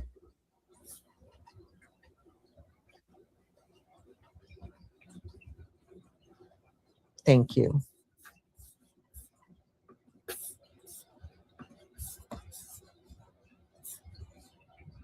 This morning, the desperate search for answers in Mississippi after the death of 18-year-old Nolan Wells. Authorities recovering a body believed to be the teen. Investigators and volunteers from the Cajun Navy spent the weekend urgently searching for Wells after he vanished from Horn Island on July 4th. Nolan Wells was on a boat. He left from a private dock area, Mississippi, and proceeded with his friends to Horn Island. Wells was visiting the barrier island 10 miles from the Gulf Coast, boating with friends, last seen about 3 p.m. Saturday. They left and went back without Nolan. From what we understand, he chose to stay there. Later that night, when he didn't return home, his mother reporting him missing to police, then quickly taking to social media, posting pictures of the teen, pleading for help finding him. The heartbreaking discovery made about 8:45 Monday morning when authorities say the Mississippi Community College wide receiver's suspected body was found in the water just off the shore. His mother writing, "His father, our family, friends, and I are absolutely devastated," describing Wells as a sweet son who was always willing to cheer and uplift others. Now, investigators say they suspect he drowned, but they're still interviewing friends who were with him as they work to pinpoint what exactly happened. That's why we're still asking for information if anybody has anything, any knowledge. And that information, the sheriff says, will help them paint a better picture of what happened to Nolan in the moments before his death. A toxicology report from the coroner's office is still pending. Guys? Yeah, sad situation. We are definitely thinking of Nolan's family and just hoping that they'll get the answers that they desperately are searching for. Alex, thank you for being on this for us. Yeah, that's sad. Y'all, man. they left him. They left him. How do you take somebody to a remote island and then you leave without them? Why would any friend leave without you? And they wanted to stay. That don't even sound right. Why would you go to a remote island with other people and only one person gets left behind and you claim they wanted to stay? That don't even sound right. They got him drunk. He got left. They took him out and they got on that boat and left. You know, no, I don't believe their story. I know they're lying. Why on earth would he want to go far out to a remote island and just be left there? That doesn't even make any damn sense. Of course it don't. And then on top of that, they went to a party afterwards. Now, what kind of friend would leave you on some remote island and then they go out party? And they said them teens went to a party and they never opened their mouth about Nolan. They didn't say nothing. They were just partying.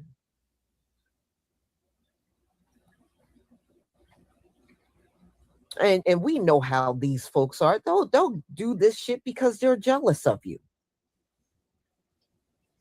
They'll do it because they're just jealous.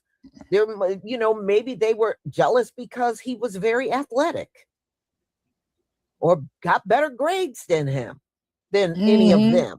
Because they're not all that smart. I know they always try to, well, we're so smarter than black people. No, you're not. No, you're not. Nor have you ever been. Yeah. But these things happen all the time, y'all. It happened. I remember there were some stories when I was growing up as a child, similar. Oh, they went out with these white people and then you never see them again. Exactly, Cal Dog. Y'all got to, we got to teach reality to our children. We can't live in some fake reality where, oh, we all just get along and we all like each other. No, that's not reality. It's not reality, and it's very unrealistic for you to think, you know, as a parent, your child is going to be safe. Your black teen is going to be safe with a bunch of white people, and there's nobody else that look like them there. That is not safe. That's not safe.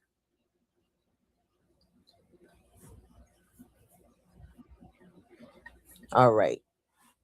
But yeah, the fact that all the parents and their children, those white teens all lawyered up. Why lawyer up? Why aren't you doing anything to help Nolan and his family? They said the only thing they did was give his family his cell phone. Okay, why didn't Nolan have his cell phone on him? Why didn't he have his cell phone on him? Did you take the cell phone because you didn't want the possibility of him maybe alive and he would not be able to call anybody? Is that why you took it? Why would 4 white teens have this black teenager's phone? Not unless you know you did something to him, but you wanted to ensure that he would never be able to call anybody for help. Is that why you had the phone? Yeah. Man, I don't trust these people as far as I can throw them. They're not to be trusted, Lisa.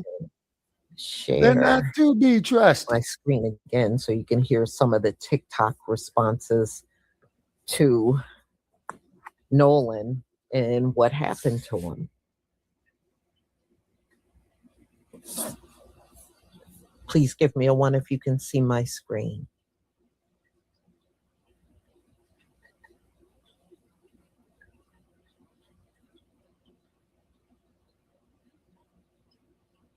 Remember, these are the offspring of the people that used to smile under a tree while a black man was hanging in it.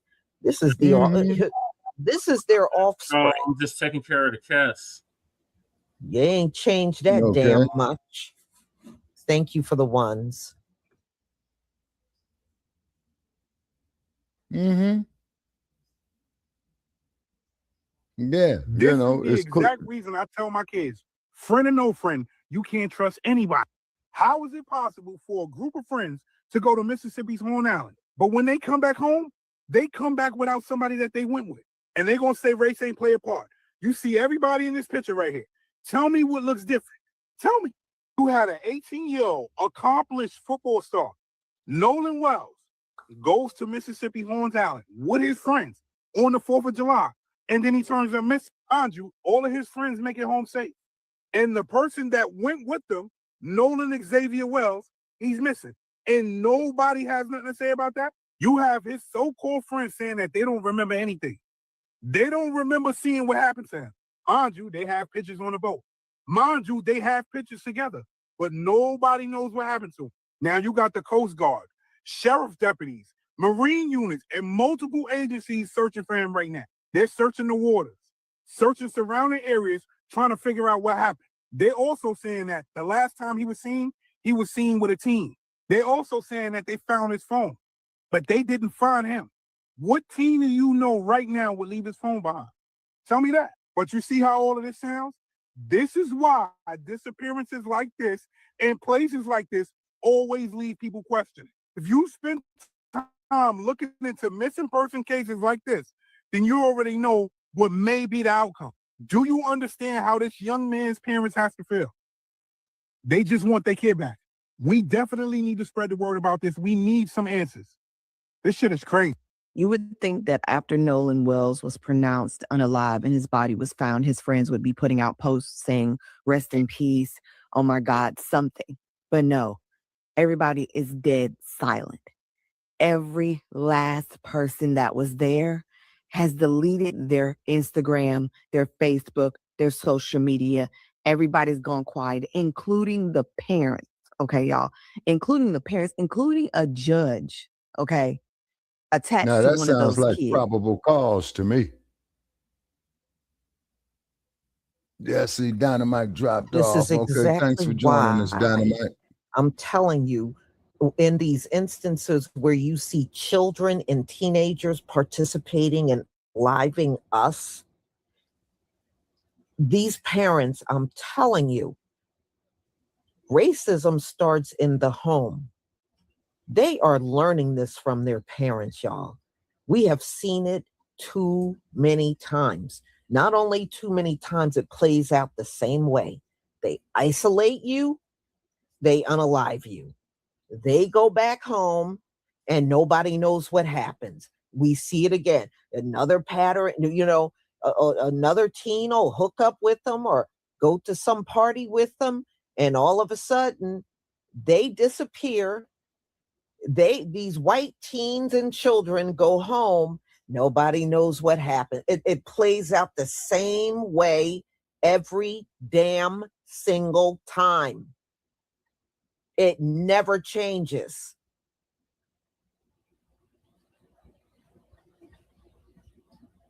Man, we got to do better with our children. We got to do better with our children, for real. This should have never, ever happened. And I'm wondering, how well did his parents know these teens? And she's right. They did scrub their social media. They got rid of their social media. All 4 teens that were on that boat with them, all 4 white teens and their white parents, erased their social media. But you're trying to tell us there was no foul play? Sure there was.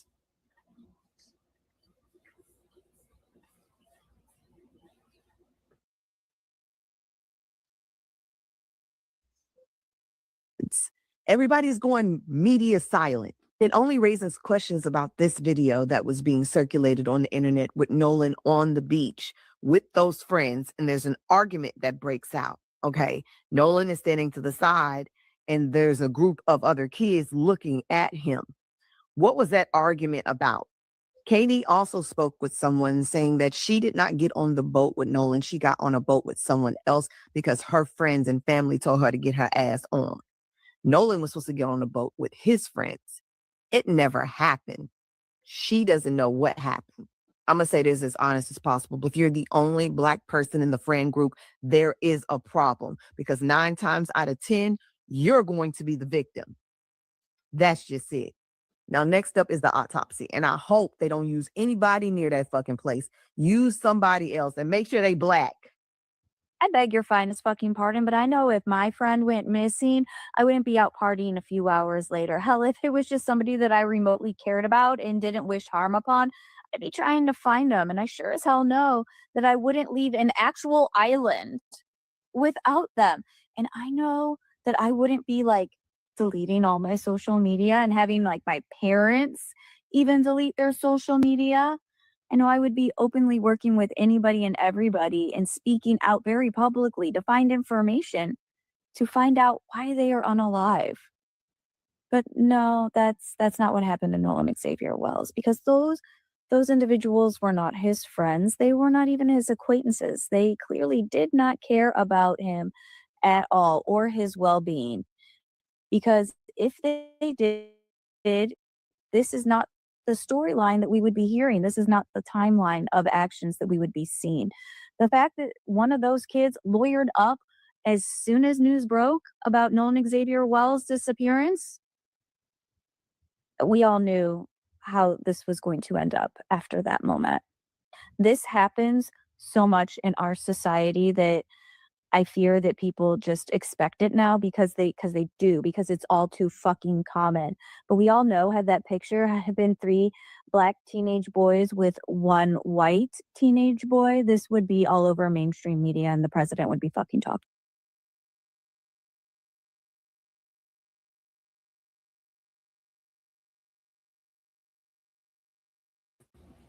Yeah, I mean, she is right.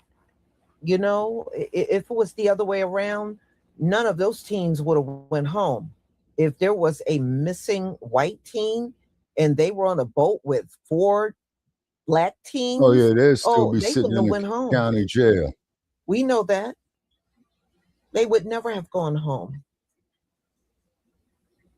But these guys, they got to go home to their family. And I really believe this is some sick ritual, because it seems like every year something like this always happens. And again, I really truly believe these adults are telling these teens to do these things. I really do. The same way they teach them Right. racism, they're also Right. teaching them to unalive us, get us alone, some remotely, you know, in the middle of an ocean or something. And this mess is being taught. They ain't pulling this out of their ass. It's being taught.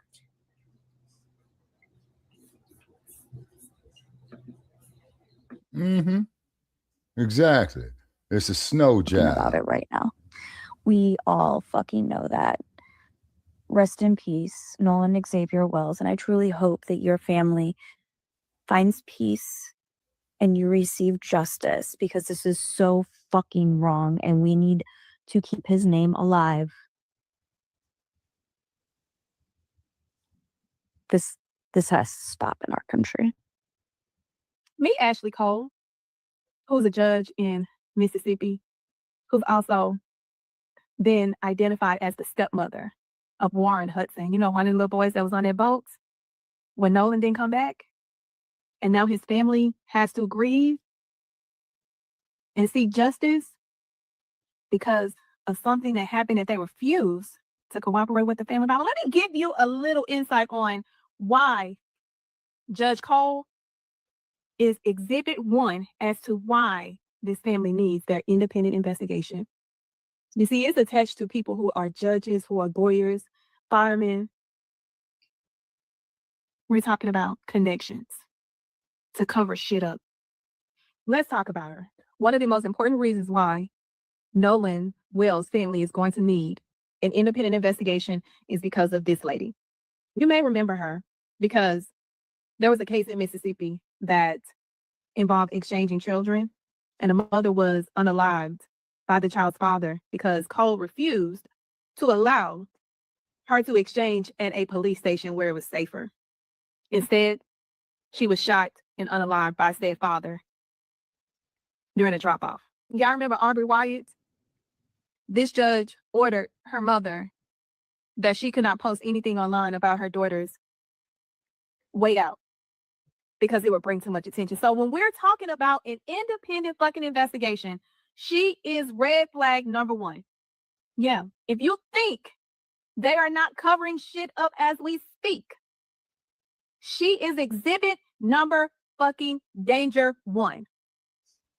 It just so happened her stepson was present during the last moments of Nolan's life, and they are refusing to cooperate and give the family answers. I have attached the family's GoFundMe because they're going to need the independent investigation, because I'll be damned if they play in the Wells face in broad fucking daylight. Now, after seeing the pictures and the videos of him arguing with his friends, come on now, man. Come on now. Case closed, right? Case closed. They had his cell phone and they gave it to his mother. Are we serious? I don't know why I feel like this is like going to be the same thing as like Carmelo Anthony. Like, justice is not going to be served, even though the evidence is like right here in our fucking faces. And mind you, I'm so sick of the racial tension in America. Like, it's so exhausting at this point. Like, I just want justice to be served, bro. Like, this type of shit keeps happening over and over and over. And even when we have the evidence like directly in our face, one group or one type of person always seems to get the shit end of the stick. And I really am exhausted. I'm tired of the racial tension, right? Everybody has black fatigue and, you know, just every angle of it, every single angle of the racial BS in America right now. I'm exhausted. And this is just like the icing on the cake, bro. I'm just hoping and praying that his family gets the justice that they deserve. And the people who did this to him, like, they need to be put under the jail. Okay?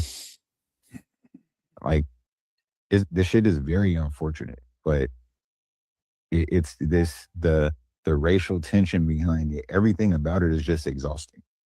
It's just exhausting, bro. I really feel bad for this dude's family.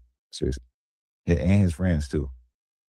Because I'm pretty sure everybody expected him to come home after this weekend, bro.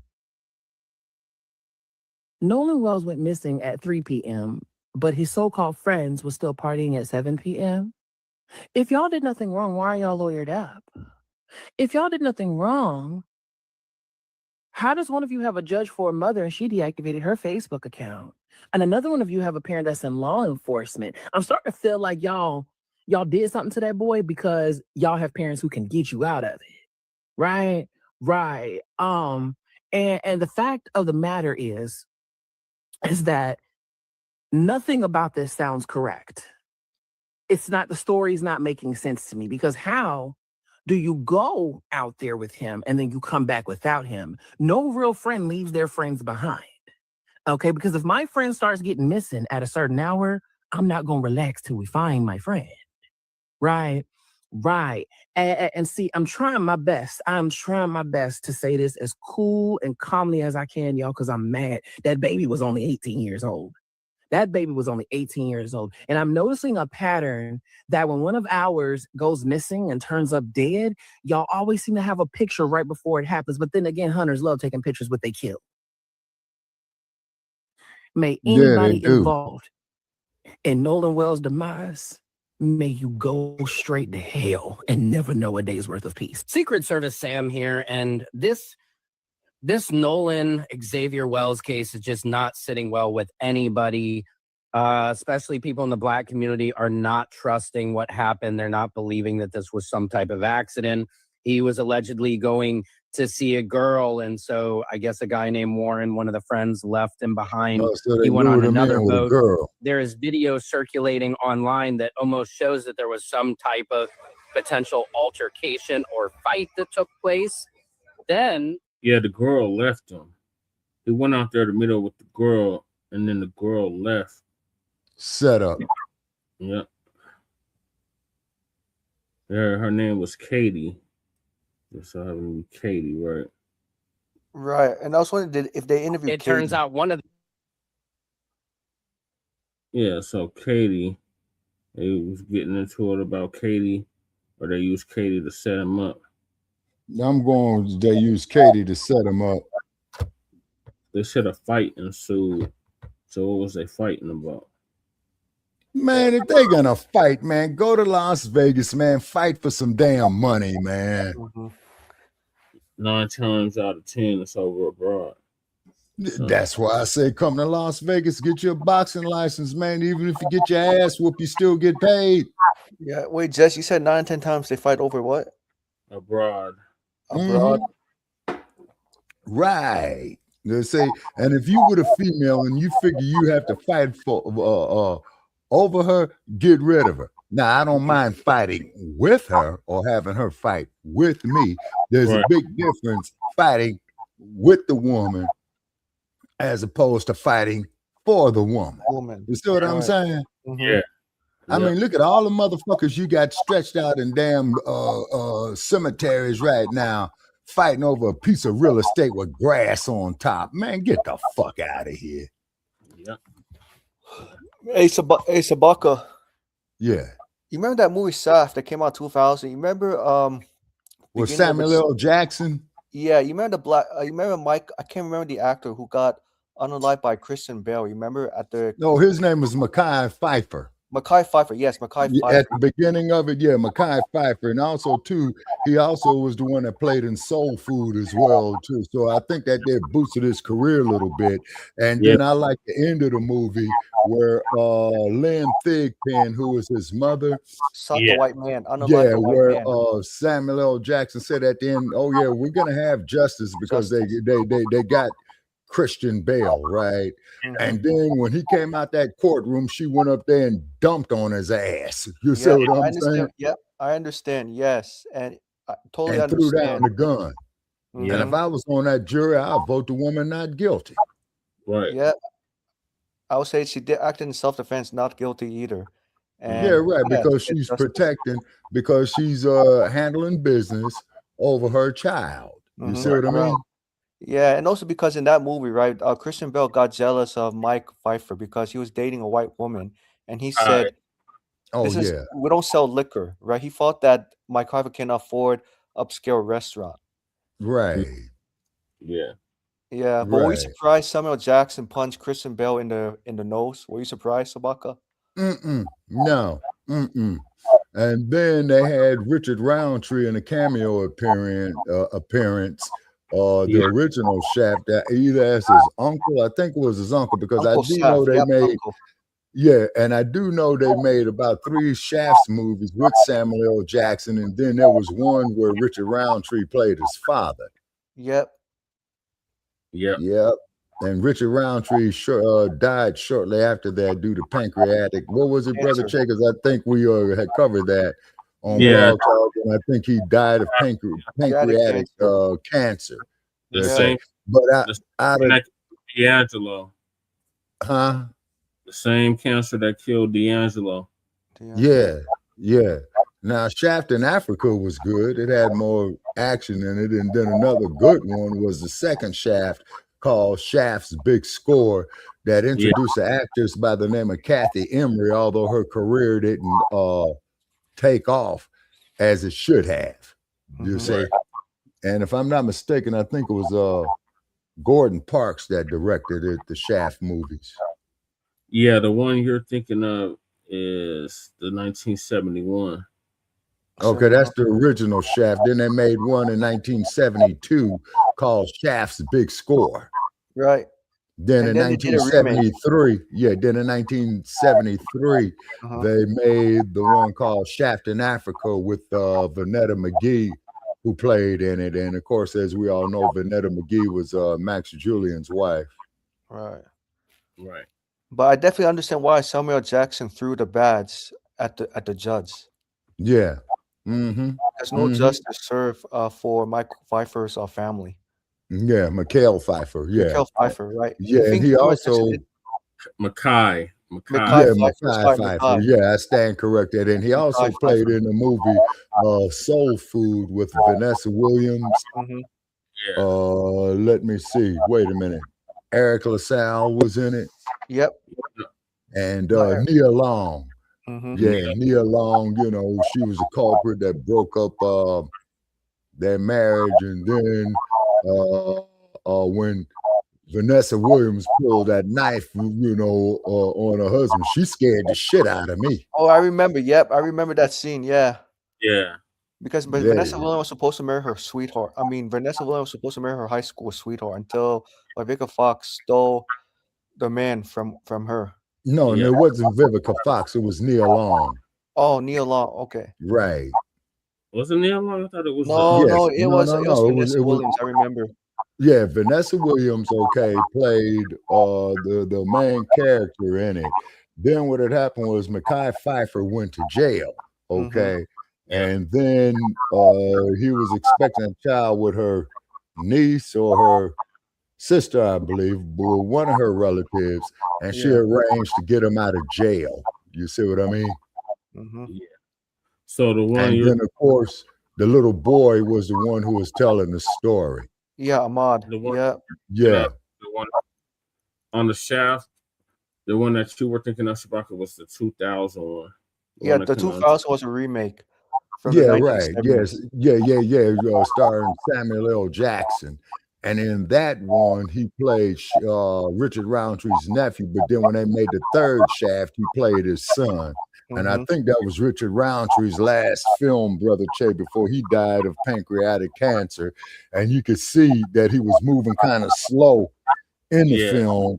You know what I mean?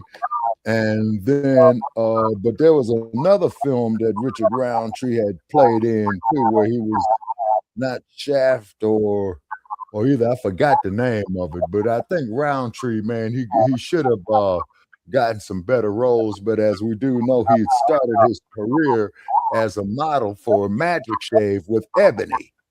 Yeah. Yeah, before he grew the mustache. You see? And then, you know, Ebony, a few of their models did go on into acting careers. And I believe Bernadette Stannis Yeah, he was died one of them. years ago, Shabaka. He'll be in October. Who died? Richard Roundtree. Yeah, he died.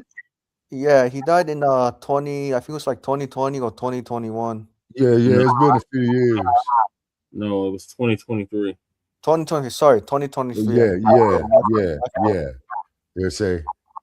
And then unfortunately, you know, Linda Johnson Rice went on and sold the damn Ebony to Time magazine, which was a big mistake in my opinion, you know.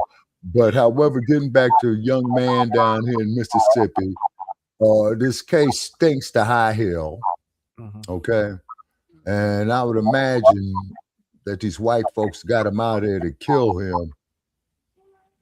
And that has all the elements, in my opinion, Brother Che, of some type of initiation. You know, I'm thinking too. I'm thinking that when the three white boys gave the cell phone to the boy's mom, they made as if nothing happened. You know what I mean? Pretending everything was cool, was fine, and smiling as if, oh, you know, Nolan just went off, just explored on his own. Yeah, see, it don't add up. Have they recovered his body yet? Yeah. Yeah, they did. Okay, so what's the well, I guess they're gonna need a few days to do the autopsy. Yeah, I know the police is going to put a lot of pressure on the forensic technicians. Say suicide. Yeah, So yeah, that way- exactly. Yeah, Michael, that's exactly what the hell they do. Yeah. Rule, I guess Yep. you want to get off.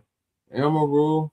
Oh, and Shabaka, I got to tell you, a couple years ago, a brother, FBA brother in Greece, got unalived by 3 European brothers. I'm sorry, European men, because the Greece woman was attracted to the FBA brother. And Philip Scott said, brothers and sisters, especially brothers, when you go to Europe, don't go to Europe alone. Make sure you have extra support from America. Yeah. And Phil Scott Yeah. got very frustrated. He's like, why do I need to keep reporting this news again and again? I thought my brothers and sisters were listening very intently. What do you say to that, Shabaka? Okay. Okay, please repeat that again, Michael. I'm sorry. Sir, you know how Phil Scott is very strict, right? He's very aware of his surroundings, right? Right, And exactly. he doesn't want FBAs to go to Europe unless they have backup, because Oh, Europe, absolutely. right? And he gets frustrated. He's like, "Why are my brothers and sisters listening to me? Don't go to Europe, because Europe is like Right. the cousin of America." Right. And then keep in mind, though, too, you got to look at that some of those European nations, France, Belgium, wait a minute. France, Belgium, England, you know, they participated in the transatlantic slave trade. So, Yeah. you know, you got to look at that there, too. Yes. Yes, Look they, at Greece too. And Greece. they're haven for neo-Nazis. yeah, All there you go, brother Che. Thank you. Yeah, Neo-Nazis. the neo-Nazis, the Nazism, that alt-right shit, you know what I'm saying? Hitlerism. Mm-hmm. Like Shabaka, would you literally yell at your brothers and sisters, "Don't go to Europe," right, out of your breath? Yeah, I would say don't go there. And I've had family members that kept going there. I don't worry about it and all that. I'm saying, no, don't go there. And You what say, happened? Did they listen to you, Shabaka? no. No. Yeah, fortunately, they all came back, but they didn't fucking listen. You know what I'm saying? But they came home alive, right? Right. You Okay, see? good.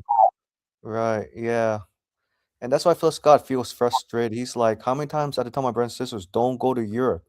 If you want to see Brad and Becky, why not just stay in America? Because Yeah, Phil because feels you got like plenty. Yeah, because you got plenty Brads and Beckys in the United States. That's for damn sure.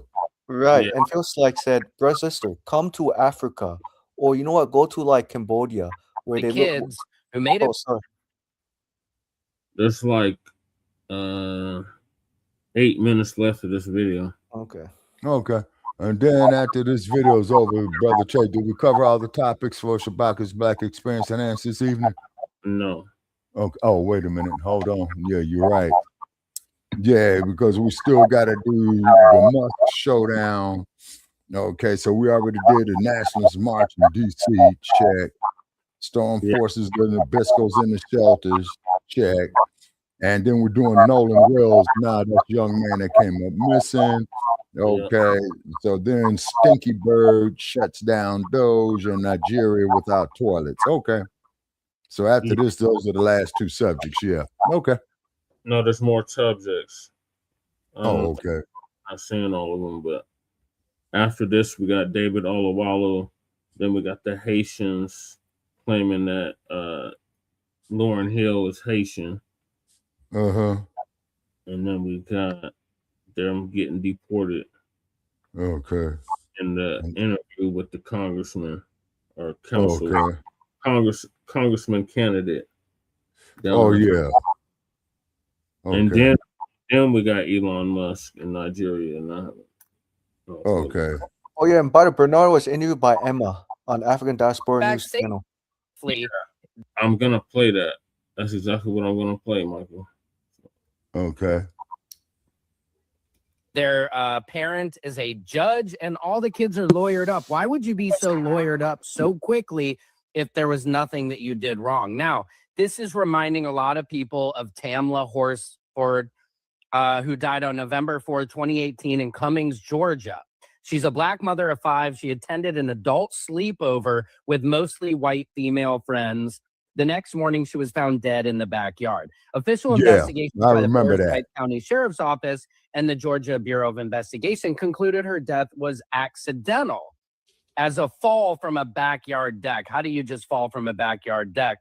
Authorities cited severe intoxication with her autopsy revealing a blood alcohol level of 0.238. Anyway, once again, they got a drunken mug. Community advocates heavily disputed the official findings, citing timeline discrepancies, the presence of unexplained injuries, and concerns over how the crime scene was handled. Now, this happened in Mississippi. That case happened in Forsyth County, which has a lot of racist history. We need this to be transparent. This continues to happen in the Black community, where what are the chances that every time it's a group of all white people and like one Black friend, why it's like a horror movie where the Black person has to die first. It just doesn't make a lot of sense. People are not going to let this sit at all. And when you have Cyrus Carmack Belton, then you have Carmelo Anthony, then you have to understand how painful this is to the community. that continually they're taking advantage of.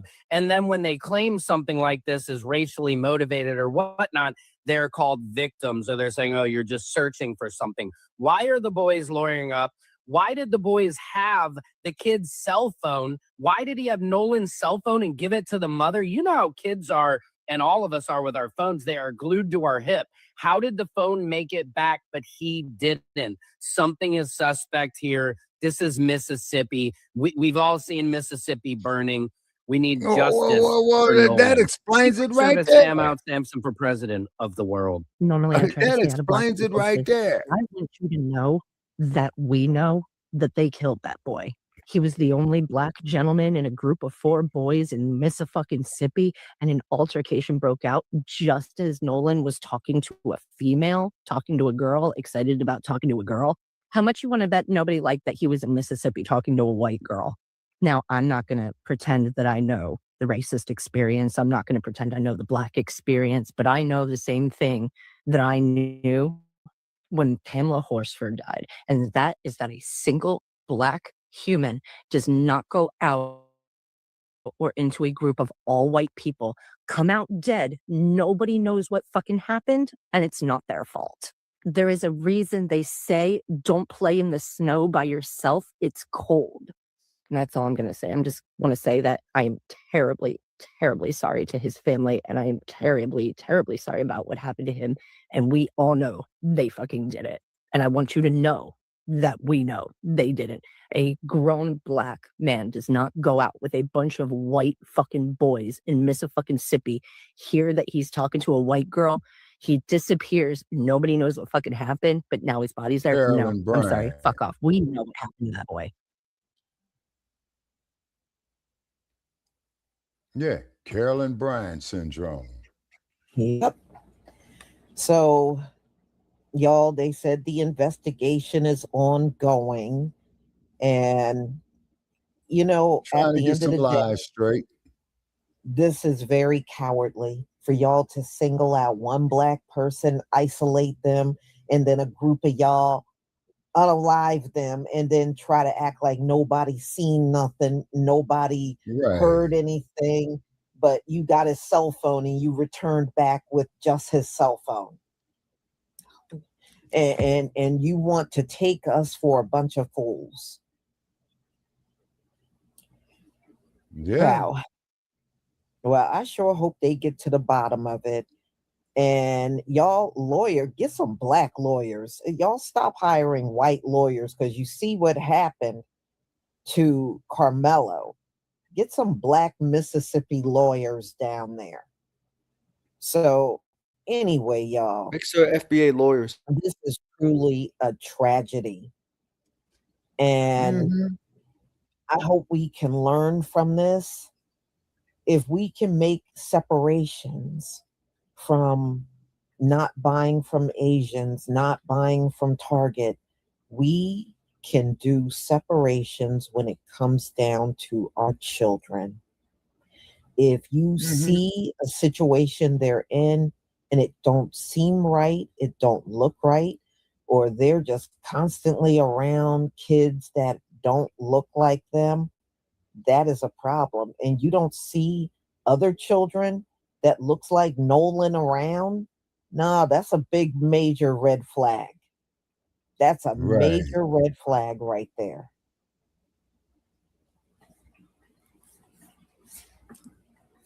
And then looking in the chat right Andre here. Williams, thank you so much for the super chat. Peace and blessings, ma'am. Thank you so much. Thank you so much for your contribution to my channel. Eric Tinsley, thank you for the super chat. Shalom, Sister Lisa. We have to stop trusting our enemies. They will never love us. They will never change. Stay Malcolm away X said this from over these 60 years raging ago. heathens. Israel for Israel. Thank you so much for your contribution to my channel. I deeply appreciate your support. Yeah, the X-Man said this over 60 years ago, the same thing. Now, here's something people out there to And look at consider. when they did this, y'all. America's 250-year anniversary. Yeah, now that's what I the was about to same day say. they unalive Right. this brother. Right. I was just But about to say like that. I said, the story just don't sound right. And the fact that they went partying, they never cared about him at all. They set him up. No, They got him you drunk would and have they said, killed him. where's my friend? What happened to him? And they I used a need to girl as know. a We're ploy. not leaving until Exactly. we find That him. there was the that lure. would be a normal reaction. But to go back and just hand off his phone to his mother and then you go proceed to party, that is a problem. Mm-hmm. So, y'all, I'm going to go ahead and conclude. Thank you so much for being here. I deeply appreciate it. And be on the lookout for my upcoming lives. And remember, this is the final day of the sale for hair products. You should be able to find all the information in my community tab on YouTube. Shalom, family. Shalom. Shalom, Lisa. Shalom, Lisa. Oh, by the way, Jesse, just want to let you know, I called out the racist guy on Twitter. He criticized Family Todd and fellow Thomas. soldier. You called out who? You remember Todd Thomas used to play for the Washington Wizards? He's very outspoken, anti-war, and he's really about for Black liberation. Uh-huh. Okay, yeah, very quickly, yeah. So this white man, when Todd Thomas was speaking, what happened to Nolan Saver Wells, right? And Todd Thomas was making a comparison. If the roles were reversed, right? It was 3 black men and 1 white man, and if the 3 black men gave their cell phone to white mother, the 3 black men will be charged immediately, right? Oh yeah, they would have been arrested on the spot. On the spot, right. So when Todd Thomas said that, right, this white man on Twitter said Todd Thomas does not like white people. I pushed back and defended Todd Thomas, and so I said, no, Brad, you're actually incorrect. Todd Thomas does not dislike white people. He dislikes racist white people who have a 400-year history of slavery, lynching, anti-black racism, etc. Police killings. Killings. And I told the white man, please study the real American history. Right. Yeah, I'm pretty sure I'm going to get a lot of pushback from the white man. Well, you can. Whoa, go ahead, Jesse. Sorry. You did it on Twitter? Yeah, Twitter. Yeah. Okay. Yeah, you definitely gonna get pushback. What the fuck? The hell with them? Yeah, exactly. You know what I'm saying? And then also too, Michael, invite them. Now here's where you're gonna catch them in their lies at. Then invite them up on our platforms to come discuss it. And 9 times out of 10, okay, they're gonna avoid it. Yep, you're right. Definitely right. Because I already did experiment for us already. Yep. You see, they're gonna avoid it because they cannot take this heat. You see, one thing that they hate is to be caught up in their hypocrisy. This is why they will go to all the shit. Well, what about what you black folks do to each other and all that bullshit? See, that's a diversionary tactic. Hell, we know what the fuck goes on in the black community. Me and Jesse, we lived it. Right, because you guys have the frontline experience, and I really don't. I can only go by objective data. Right. You see, And then the cold part about it is, don't nobody ever mention Carl Vincent, who was a soldier in Vietnam. Okay, a grenade was launched, and what he did was, man, he dove on the grenade to save the rest of his platoon or whatever. You see what I mean? Dang. Yeah, you say, and I honestly believe he did it out of reaction, because if he would have thought about it, he would have said, hell no. Right. See, so, you got to look at that. You see, then not to mention the Tuskegee Airmen during World War II. Hey, Mr. Pointez, how you doing? How you doing today? Okay. And then look at that Tuskegee Airmen, and the German Luftwaffe was no match for the Tuskegee Airmen. And look how those soldiers got treated, or airmen got treated, when they got back to the United States. Right. All right, I hate to move along, but we got to move along. Yeah, sorry, Jesse, we took so much of your time in this conversation. It's all good. So RIP to our brother Nolan Wells. Yeah. So moving along, we got David Oyelowo, who is a British actor. British, I think he's Nigerian or something. Yeah, usually those British actors do have some type of lineage to Nigeria, brother Checcs. Yeah, Him, Idris Elba. Yeah, he's either Nigerian or Ghanaian. Or anyway, he is a Tether. Okay. So we're gonna go in on why he's a goddamn Tether. So Professor like Truth is gonna give us an update on that. Okay. First, I'm the professor, and this is the moment of truth. It must be awards season, and for most lunk-headed Tether, the award goes to David Oyelowo. By now, everyone's heard about how the Nigerian cosplayer was talking grimy about the Black Southern accent. He said, if you take the Nigerian accent like this and you slow it down, you put a lot of slavery in there, and then you start to put a little bit of subservience in it. This is what starts to happen to the Nigerian accent, man. Obviously, he was using accent as a euphemism for our lineage. That, well, you know, if you take one of these Nigerians and you put them in slavery and they become all subservient, well, a Black American is what you get, man. First of all, foundational Black Americans have been all over this planet. We've influenced the world. Everyone knows it. And yet you don't see us constantly trying to take credit for the impact that we had on all these other people. And we certainly don't denigrate them for it. And yet we primarily see people from Haiti and Nigeria who never even set foot here, and yet will lie through their teeth claiming that they influenced us when nobody today or even in the past even knew them. This is a really bad habit that these tethers have, but it's particularly bad among Nigerians and Haitians. Why are Nigerians and Haitians not proud of their own reputation and accomplishments? Why is it that they're always running to somebody else and saying, well, we had an impact on you guys. Shouldn't they just be waving the flag for themselves? Better yet, why don't they just sit back and let the greatness of their own culture and accomplishments speak for them? You see, that's what Black Americans are able to do.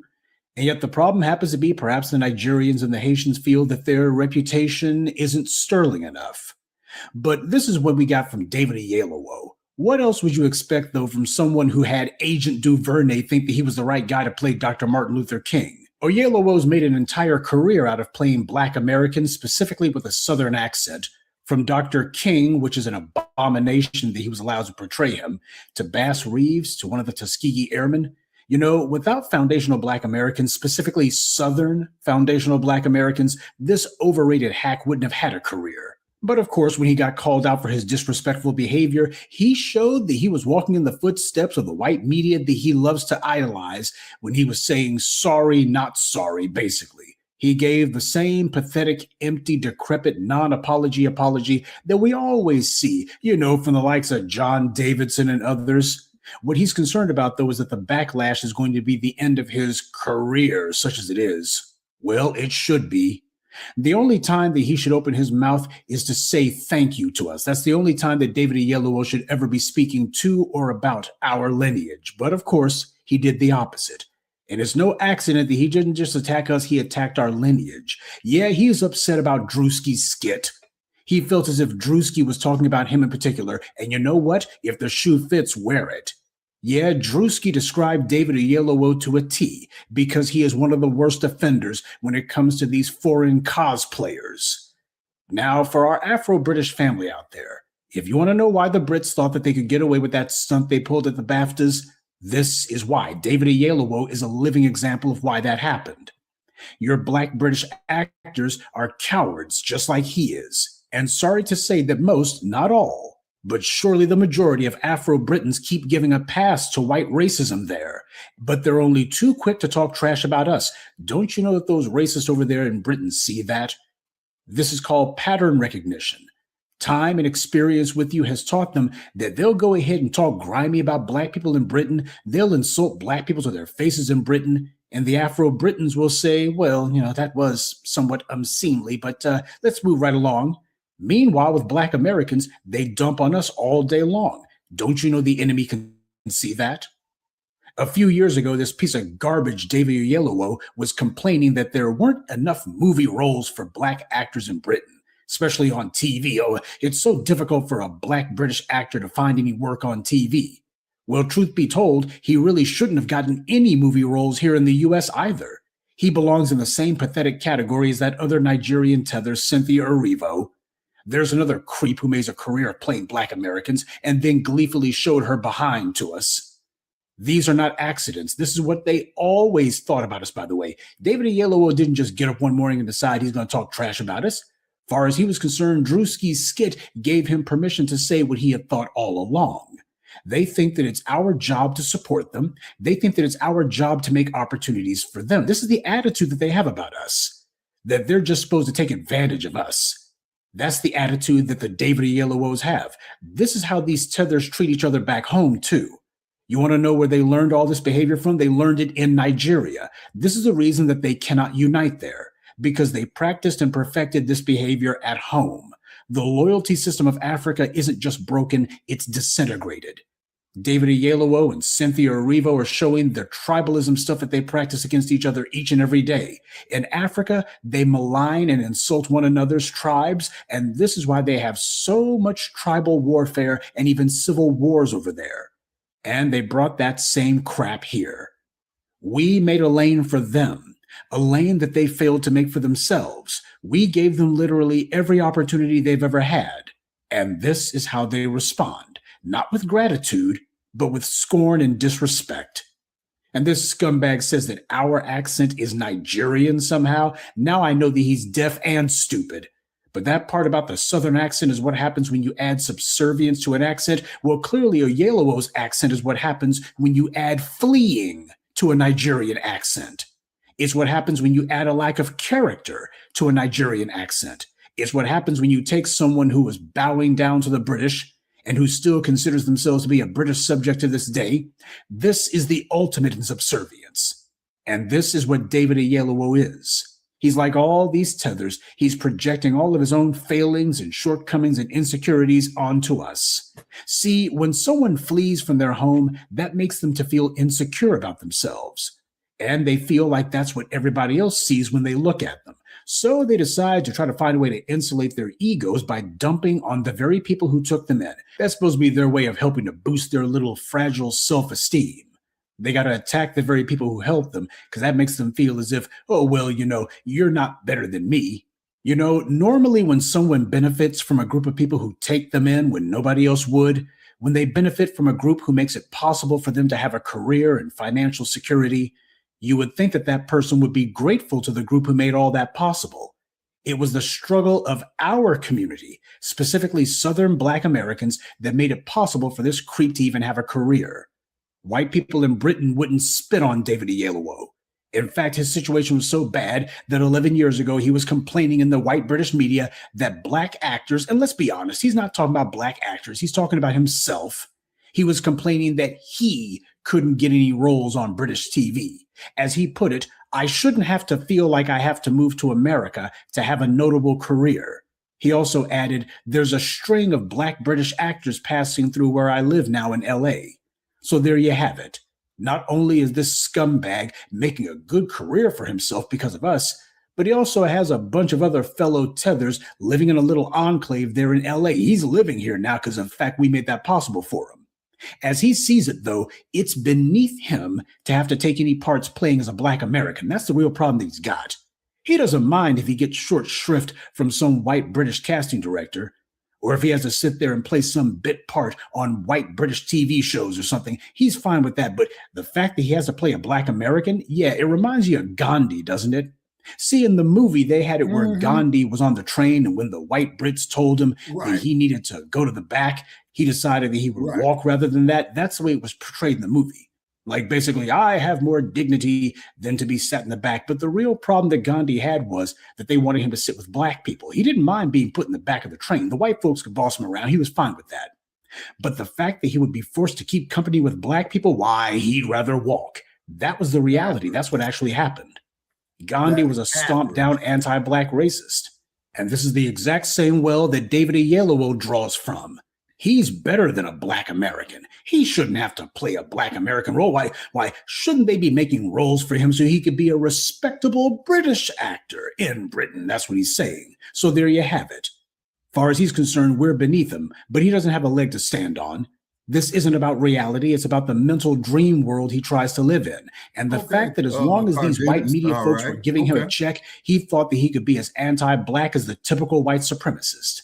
And we all know his problem isn't that he had to come to the U.S. to find work. After all, the United States is the big stage when it comes to entertainment. Nobody does it bigger. Nobody pays more money than the U.S. And his white peers like Benedict Cumberbatch and others, they don't complain. And speaking of complaints, notice how he says that he shouldn't have to move to America to have a career. Well, that makes two places this fool has fled from. He fled from Nigeria and he fled from Britain. He didn't build anything in Nigeria and he didn't bother to build anything in Britain either. But then again, what else do you expect from somebody who has nothing but moral cowardice and intellectual dishonesty? Of course, you notice he points out that there's a string of Black British actors in LA. Yes, Oyelowo, we know that there are. These white media producers and casting directors, they've created the largest job set-aside program in media for foreign flags. We get it. And it's not because they think that these are better actors. It's because a disproportionate number of these foreigners who come here share the same contempt for Black America as these white media types do. And to think, there's always some Tether, some bootlick, some foreign flag, some fool who has the nerve to ask, why is it that you Black Americans always get uptight whenever there's some foreign Black person playing the part of a Black American in a movie? Why do you guys always get bent out of joint about that? This is why. This is the entire reason that we've objected to it, and we're determined to shut it down. David Oyelowo is the perfect example of the problem here. He didn't come to the U.S. to try to create opportunities for Black people any more than Idris Elba did. Now, there's another punk who made a career out of cosplaying as one of us. And last I heard, he's trying to make a movie studio in Africa.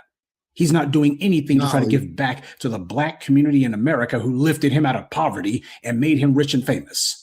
Without Black Americans, Idris Elba would still be some wannabe DJ playing gigs at some hole-in-the-wall underground dance club somewhere in London, because that's what he was doing before we helped him out.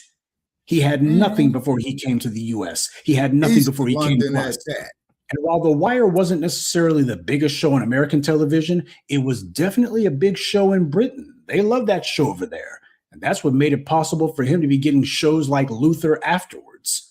That's what happened to him because of the success that that show had overseas. But the truth of the matter is, had it not been for Black Americans, there wouldn't even been the role of a stringer bell for him to take in the first place. That's what needs to be said.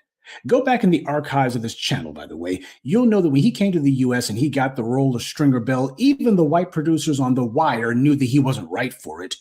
You can watch the interview that Idris Elba did with Trevor Noah, where he admitted that when he was auditioning for The Wire, those white people at HBO had a bet going that he was a foreigner. It was just that obvious that he wasn't from the United States. They could tell it. Everything about him gave it away. The only reason these tethers have careers is because of our struggles to fight for representation in the media. You got TV shows in Britain showing Black people over there, even though Black folks in Britain are like 4 or 5% of the population there. But you wouldn't know it by looking at the media there, and that's because of the massive impact of American media. America sets the tone for the world, and Black America sets the tone for America, especially when it comes to what's being seen in front of those cameras. We did that. You didn't have those white folks over there in Britain deciding, well, we're going to start making some roles for these Black folks. No, what happened was because American media the world, they saw the representation that we had, and that had an impact on them. David Oyelowo may complain that there's not enough roles for Black Britons, but had it not been for us, there wouldn't be any at all. He wouldn't even have the few little crumbs that he had over there. All you got to do is look at what happened at the BAFTAs incident.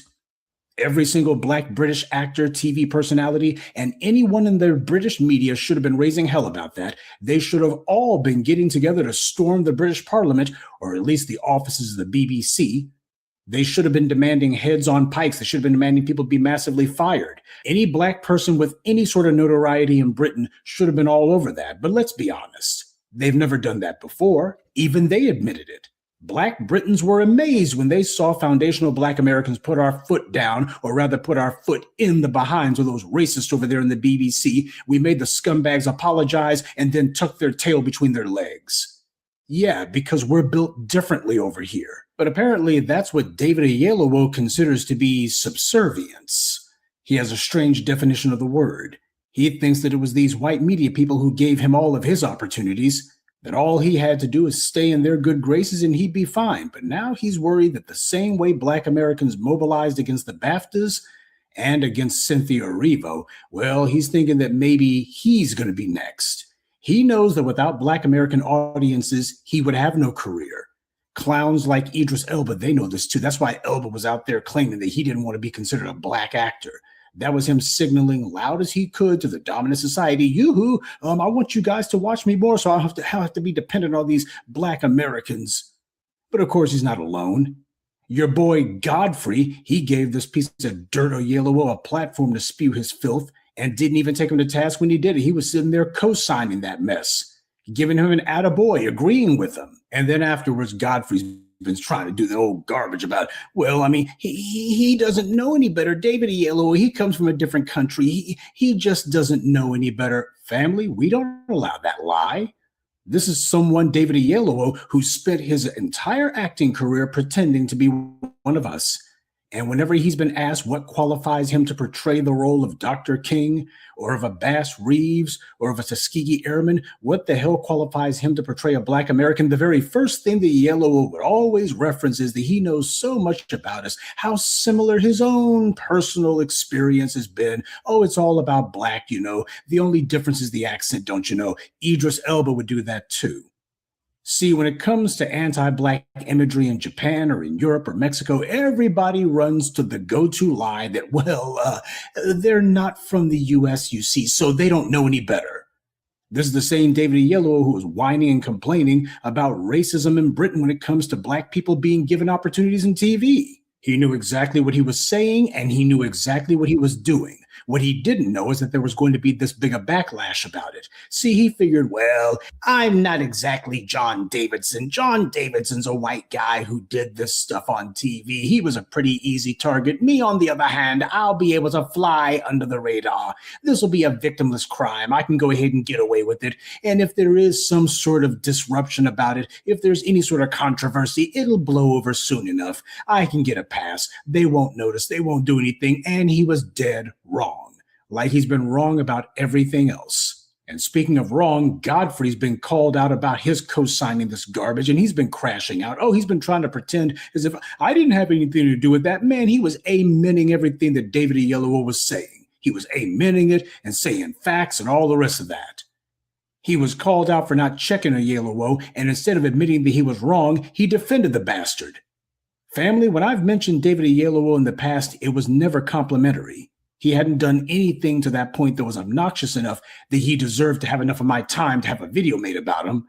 But the stink was on him. You could smell it. And the same thing goes for Godfrey. Haven't you noticed that you've never heard me mention his name before? And now you know why. You have these people who come here from countries that they fled from, countries that their superior culture failed to build up. They come over here where the subservient Black folks are, people who actually stood on their own 2 feet, and who didn't just take abuse from every Tom, Dick, and Harry in Britain and Nigeria, and then they make money pretending to be one of us. These foreign flags have gotten extremely comfortable with disrespecting us, and it's gone on for so long they think that that's the way it's supposed to be and that there's never going to be any penalties for it. And this is why delineation had to happen, and why it was the right thing to do. The people talking about Pan-African unity, how is any self-respecting Black American supposed to unify with this? David Oyelowo is now in the same pathetic company as Cynthia Erivo, and his career, what he thought there was going to be of it, when he calls himself trying to play Joe Louis, I think the reception for that one's going to be a hell of a lot colder than he was expecting it to be. These clowns do this stuff and they think because they got some white casting director or some white producer in the Hollywood Hills patting them on the back, they feel like they're getting away with something. But we have the ability to make sure that they don't get away with anything. And if the Black grassroots has anything to say about it, David Oyelowo's next role will be in the unemployment line. and there won't be anybody eager to see him there either. Good day, and be one. I'd like to take a moment to mention some of our contributors: Mark Anderson, Abram Pruitt, Semesta Hobson, Glenda Tice, and Jeremy Jones. Salute to them, and thank you to everyone for listening, liking, and sharing this message. Black empowerment only exists because of you. That's right, Professor. The hell with that Tether. What are y'all thoughts on the Tether, David Oyelowo? Not Haitian. Yeah, my thoughts on David Oyelowo, to be honest, I'm not surprised because I've seen this so many times, with British, R&B groups who cosplay FBAs, movement songs, especially S Club 7. Okay, hold that thought, Michael. I'm glad you brought that up right there. Okay, just what you said to prove your point right there. Guess who was the main ones that did that shit in the 1960s from Liverpool, England? Who? The Beatles. The Beatles. Yeah, because when they came to the United States in 1964, they played at Yankee Stadium in New York, right? But do you know what the fuck that they said on the radio, man, when they first came in? Oh, we want to go to Detroit. We want to go hijack the Motown sound. Wow. Interesting. Yeah, because see, the main cities where you had the black music come from was Detroit for Motown, right? They got the historical museum there. But another city, man, where really, if you want some downright Southern soul music, man, was Stax Records, and they went bankrupt. Right. Yep. And That's where Isaac Hayes was brings up a from, good Rufus Thomas. Yeah. And what does Gardena say right here? British actors have played Cynthia Averio, Harriet Tubman, David Oyelowo played MLK Selma. Wait a minute. Daniel Kaluuya Fred Hampton. Judas and the Black Messiah. Wait a minute. How the fuck is this motherfucker gonna play Fred Hampton? Exactly. I mean, this motherfucker probably don't even know what the fucking Blacc Panther Party was. How the fuck he gonna play Fred Hampton? Man, I'm sure Hollywood chose him to be soft, to dilute. Okay, well, see, that's just it though, Michael, about Hollywood. Okay, when it comes to films about the black experience, right? They always downplay. They don't never want to bring up the brutalization, of these Cluxes, James Byrd, what have you. But there's one movie that Hollywood made in 1967 called In the Heat of the Night with Sidney Poitier slapped that white man. They called that the slap that was heard around the world. Yep. And Hollywood made Goodbye Uncle Tom. Yeah. Yeah, I saw Goodbye Uncle Tom. Oh, man. Ugh. Yeah. By the way, Jesse, are you familiar with S Club 7 in England? No. There's one brother who was from, I think he was like Nigerian descent or Ghanaian, and he was playing FBA's movement songs. And I really thought he was from America. When I heard him speak, I was shocked. He's from England. And same thing with the crew. His crew were mostly Mozungus. Wow. They were mostly what, Michael? Mozungus. Like white people. The Becky's Brads in England. And I really thought that when they sang or they were rapping, I thought that they were from America at first in the 1990s to early 2000s. And but as Brother Che and I have stated over the years, you see, these people are culture vultures. Yeah. You see, they're culture vultures. And then what it is then when they hear an individual like me talk, oh, you're such a black racist, Shabaka. I'm not no black racist. Tell me one goddamn bank I control. Exactly. Tell me what stock market that I control. Tell me what goddamn police departments that I control. Tell me what state legislatures or congressional seats that I control. What high-tech industries do I control? And the answer to every last one of these 5 questions is 0. 0, right? Because they know that they don't have the receipts. They can't. They know that they don't have enough. They have nothing to show for it. Yeah, exactly. Let's see, but what it is though, Michael, is that the United States, Europe, particularly England and France, damn sure Portugal, they are in fear of a black uprising Yeah. But Oh, the don't forget sad Greece part too. of Greece as well. Greece. yeah, oh yeah. Well, man, to hell with Greece. Them is homosexuals chasing little boys. Them is pedophiles. Fuck them. Okay. Yeah. Now, but the sad part is about it is they don't have nothing to worry about. Why do you think they keep perpetuating, man, so much black on black crime in the black community? And what was that there, Brother Che, that stir we did, man, where they had these individuals described dressed up in black skin masks and shit like that, placing all the firearms over there on the south side and west side of Chi? Yeah, and the crates too. Don't forget about the crates. The Yeah. And the train loads full of crates that was full of guns. Yeah, exactly. You know what I'm saying? Chicago is the railroad central capital of the United States. And the bodysuits that they use. Yeah, and the bodysuit. You see, so there's some things or some entity that's spending a great deal of resources on getting us to destroy ourselves, just like what Fishburne said in the movie Boys in the Hood. Yeah. Yeah. Kill ourselves. Exactly. That's why they put alcohol in the black community. Right. Alcohol ain't even allowed in my house. You know what I'm saying? I met Lawrence Fishburne. Oh, you did? You met Lawrence Fishburne. Oh, that's cool. You get his autograph. You get the contact information. Always remember that, Brother Jay. If you come across a public figure, try to get the contact information. Do that when you're working, Shabaka. Well, yeah, true that. You know what I'm saying? You're a security guard, right? When you met Lawrence Fishburne. No, I was working for this company called Cardo Acorn. Oh, Cardo Acorn. What is that? Is that like a security company or? No, it was a voting registration company. Oh, voting registration. Okay. Okay. So we yeah, go ahead. For old Sambo, and Lawrence Fishburne had came on his second go. He came to Denver to promote us voting for old Sambo. Oh yeah, that's right. Change we could believe in. Yeah, Barack. I call Barack Obama Barack Osama Bin Laden. Get it? Yeah. Yeah. That's what they was trying to label him with. And I remember when he ran against John McCain. What was that? 2008, Brother Che? 2008. So John McCain was going around doing his campaign, right? So some Becky got up there. He's a Muslim. He's a terrorist. He's a this and all that. And even John McCain said, no. You're not going to say that shit. You know what I'm saying? You're right. And John McCain was too soft about it. It was too late because he could have been aggressive to Becky. He said, Becky, that's not right. We're in a Republican Party.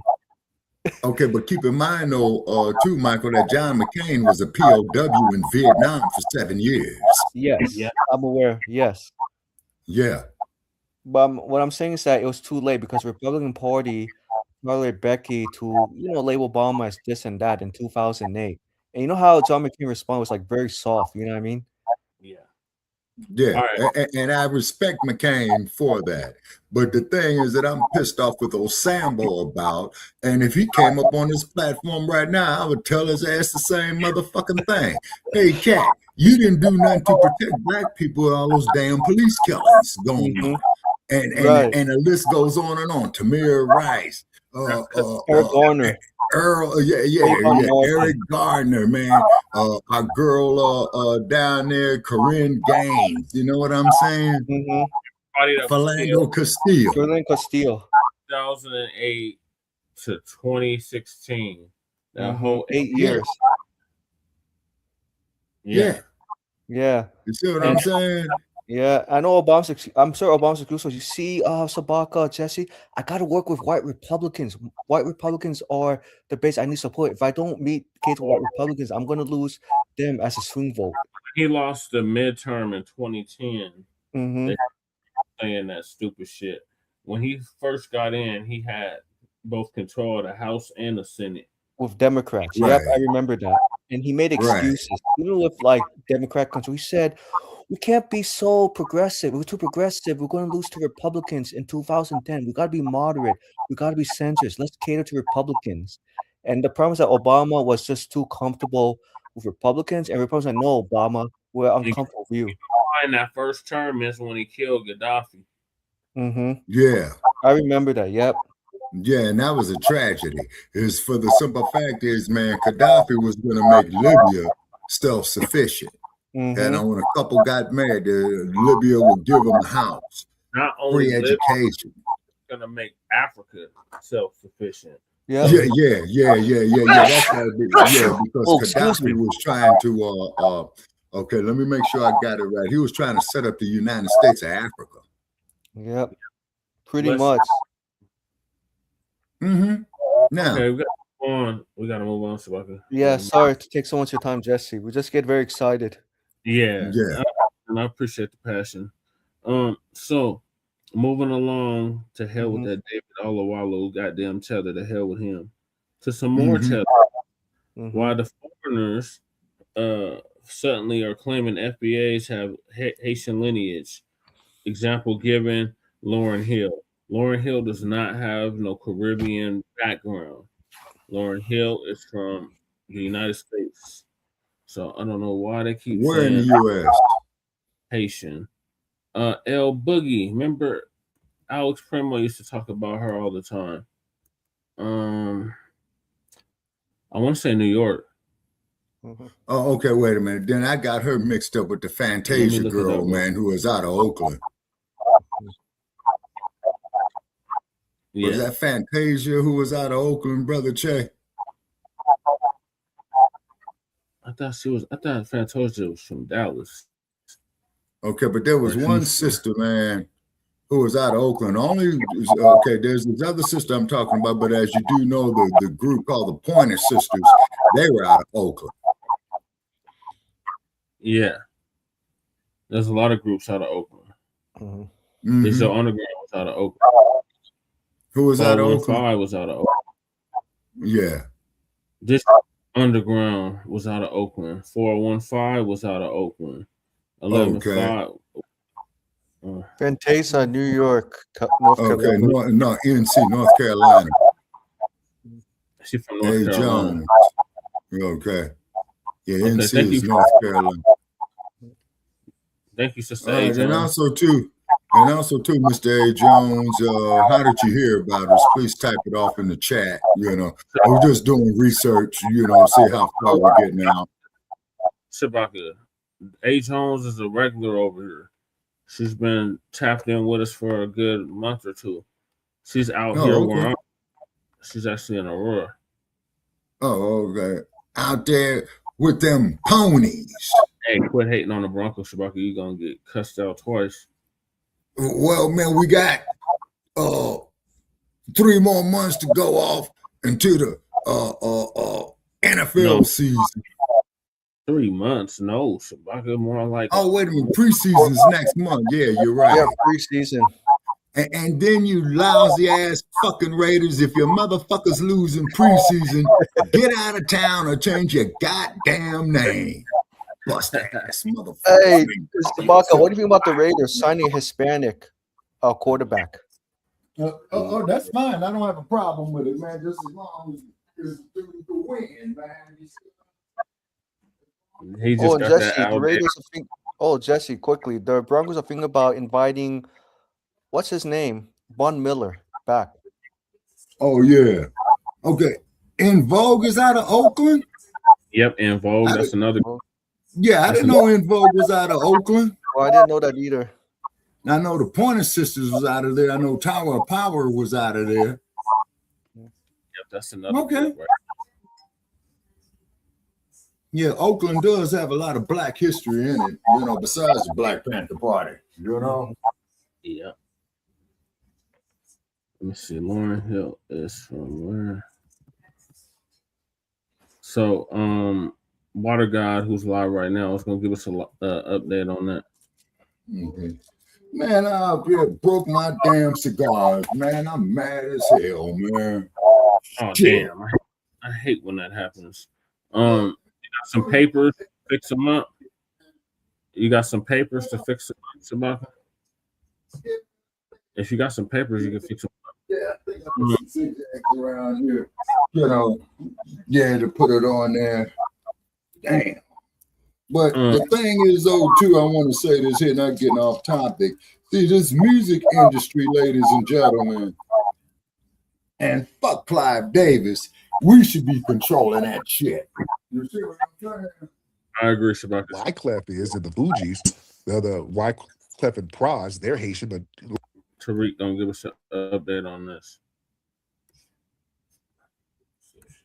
A prime example of that Black American versus Haitian shit only exists online. Now, on my main page, I've had to throw several Black Americans completely off my page for disrespecting Haitians. At the end of the day, in the beginning of the next, if you pissed about her winning at the BET Awards and you Black American, you say she a one-hit wonder and she don't have to do it. Let me explain it to you. Baby, when you do something right, you only have to do it once. Okay? She not talking about pop your ass, finesse and all that shit, like the shit that y'all used to. Okay? She tried to give you bitches a queen mindset and she did that. When you do something right, I'm going to say it slower, you only have to do it once. So to call her a one-hit wonder, you out of your goddamn mind. You wish you could get the success she has. And the reason y'all hating on her, because she a Haitian woman. Bitch, bow down. Bow down because she did what none of you other bitches have been able to do yet. Bow the down. She did it without shaking one piece of ass. She did it without no kind of vulgarity, nothing. She did it and bitch, you bow down. Not only because she a Black woman, because she a Haitian woman. Dig. So y'all can talk that shit online, Black Americans versus Haitians. Y'all know the business. With Lauryn Hill coming to the situation, the conversation, you bow the down because she is a queen. And she love all of you. She don't act like the rest of us. She love all of y'all. I love some of y'all. I don't love all of y'all. I love who loves me. If I was making some motherfucking money too, I'd love my fans too. Shit, if we made some money off this motherfucker right here, I'd be loving every goddamn body. Respect Lauryn Hill, not only as a Black queen, but a Haitian queen, and doing what y'all queens still haven't done yet. Speaking of Caribbeans, where the Caribbeans? Shout out, where the Caribbeans? Any Caribbeans in here? Y'all know there's a thing with people now. Have y'all noticed? I guess because of TPS and all that stuff. Why are there so many Caribbeans trying to make everybody Haitian all of a sudden?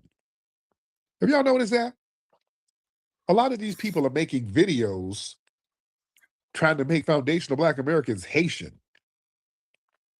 This is goddamn ridiculous at this point. I saw one woman, I think she Wait a was, minute, what is she? what did you say? She was has born in South Orange, New Jersey, huh? Okay. I think she might be Haitian, I'm not sure. But she got on here talking about Lauryn Hill is Haitian. Lauryn Hill is not Haitian at all. Wyclef is in the Fugees, the Wyclef and Pras, they're Haitian, but Lauryn Hill is not Haitian at all. Joy Reid got on some live talking about, yeah, the Haitians have been pivotal to this and that. Crispus Attucks, who was in the American Revolution, he was Haitian. Like, what? Family, Crispus Attucks was not Haitian. Crispus Attucks wasn't Haitian. Lauryn Hill isn't Haitian. These people are just saying shit. Listen, you know what this is? Foundational Black Americans, man, this delineation has disrupted the old game of people hiding under the generic Black umbrella, siphoning off our cultural energy. And because we've drawn a hard line in the sand and we're demanding historical accuracy, there's now a coordinated panic, ladies and gentlemen. So now there's a sudden push to crowbar Haitians and other Caribbean groups into the building of America and the civil rights narrative. You understand? And I'm telling y'all, as a historian, these people are full of shit. I guess a lot of them assume that we don't know the history. Oh, the hell we don't. We know the history. See, this temporary protective status, that's been revoked for a lot of these people. So that has created a state of political desperation. And when the threat of deportation is on the table, the PR tactic is to try to manufacture a historic anchor in the United States. So they're pushing a false narrative that they fought in the Revolutionary War, built the country, and built New Orleans and all that shit. They're trying to create a political shield. So the narrative that they're trying to do is like, you can't deport us because our people are also foundational to history too. So they want to use our foundational Black American equity as an immigration defense mechanism. And these people are just saying shit. Oh, Clyde. They're just pulling stuff out their ass, man. And them in the building. See, for a long time, a lot of these non-FBA groups, they were comfortable sliding into our spaces and benefiting from the civil rights infrastructure that we built, extracting the resources, and this delineation movement has closed that loophole. How you doing, Claude? We're clearly defining who we are and who built this nation. So now these people are scrambling to try to retroactively write themselves into our history. They're trying to crowbar into our damn legacy. Just like when they start talking about Haitians fought in the Revolutionary War, they went down there, fight with the French in Savannah and lost. First of all, it wasn't Haiti yet. They went to Savannah and got their ass whooped. That's not a flex. You know? Then they start talking about W.B. Du Bois was Haitian. W.B. Du Bois was FBA. He had a Haitian or Saint-Domingue ancestor, but he was still foundational Black American. Yeah. Then they like to bring up Harold Belafonte and Stokely Carmichael and all these people that were around in the civil rights movement. Yeah, there were some individuals with Caribbean ancestry who Black empowerment era in the sheet. But the movement itself was not a Caribbean import. The infrastructure, the strategy, the physical bodies taking the beatings, the marching, the boycotting, all of that was FBA, goddammit. You understand? Let's be very, very clear. So what they're trying to do, man, they're trying to dilute everything so that they can get access to tangibles, that they can have this narrative that everybody built America, that everybody led the civil rights movement, that muddies the waters for tangibles. Yeah. And then they do this fake Pan-African guilt trip. They try to use a romanticized, weaponized version of Pan-Africanism to try to guilt trip foundational Black Americans into disrespecting or accepting their disrespect. So if we correct people, if they start lying on Crispus Attucks and all our other icons, well, we're divisive if we call them out. Just like this white man who called up. If we say, hey, man, it's funny style if a Black person goes out with a bunch of white people and they end up unalive, that's kind of suspicious. Hey, God, that's goddamn racist, dude. That's racist to say, dude. Yeah, don't try to gaslight. Don't try to gaslight us. Let's get Outstanding Brandon. Outstanding Brandon, hop on. Mr. Brandon, hop on, sir. Yo, what's up, big bro? Hey, man, how are you, sir? Man, what's that word, Charlie Wally? I wanted to bring up this point. As a kid, we used to have to my moms and they had us watch this movie with Ice-T called Game. Surviving the Game. I know what you're talking about. Surviving the Game, exactly. And that terrified. Oh yeah, I saw that shit. Yeah. Excuse my French. I know. Took that motherfucker all the way up there to the forest in Washington and was hunting his ass. It always embedded that in my mind that, you know, if you the only Black person, you know, you looking at a strong situation where they can't pull a tech like that. Like I was working back in Chicago. I was working this convention center.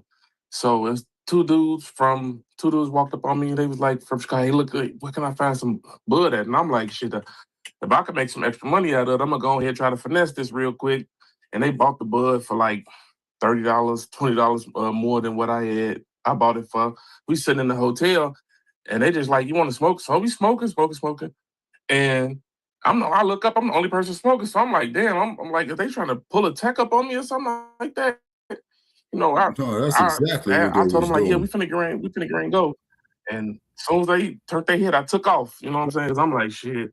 You know, I had that embedded in my head, like you the only person, you know, in that, and you the only Black person in this situation. And I thought about the Game situation. You know, it's like, I'm like, damn, I'm the only person. He's like, he stopped smoking and stuff like that. So I'm like, oh, you okay. did right. You know, So I wanted for the audience, y'all need to go look up that movie and show that movie to the kids so they get a gist of what's going on. I saw that movie. All right.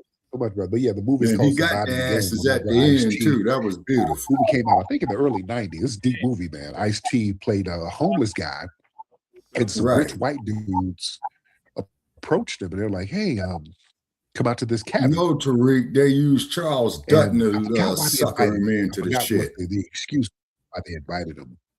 So he goes to this cabin, and he finds out that they're all whining and dining him and feeding him and all that. And then the next morning, they start chasing him and make him run off into the woods, and they start hunting him. So it's like these rich white men get homeless black people. It's a hell of a deep movie. So check that movie out. Surviving the Game. Yeah, I saw it. I saw it about 3 times. Yo, what up? How you feeling?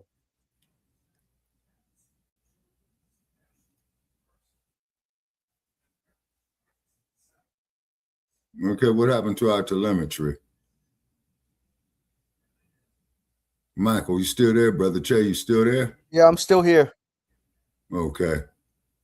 Oh, yeah, I think Che said he had to step off for a moment. Okay, but I did see that movie there that he's talking about, Michael, and I did love the way how Ice-T got his revenge at the end. It was beautiful because what he did, the ringleader of that shit was a dude by the name of, you seen him in all other movies.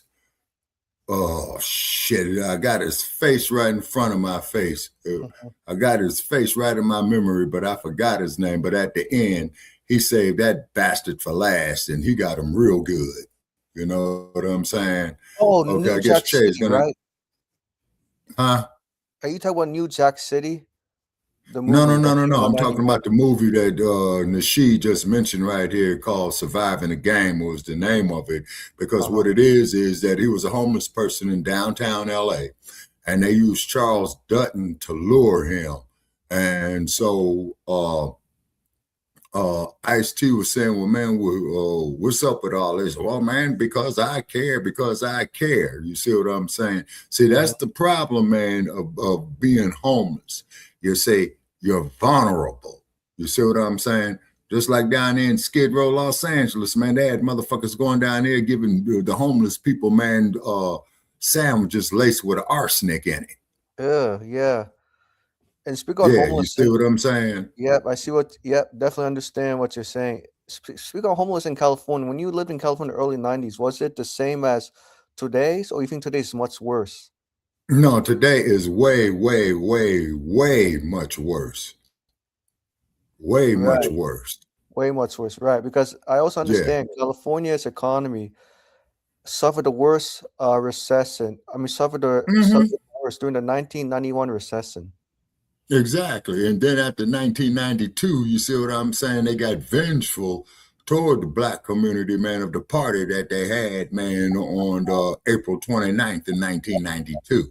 Yep, so therefore, right. Oh, okay, yeah. Actually, Michael, it's called the Rebellion.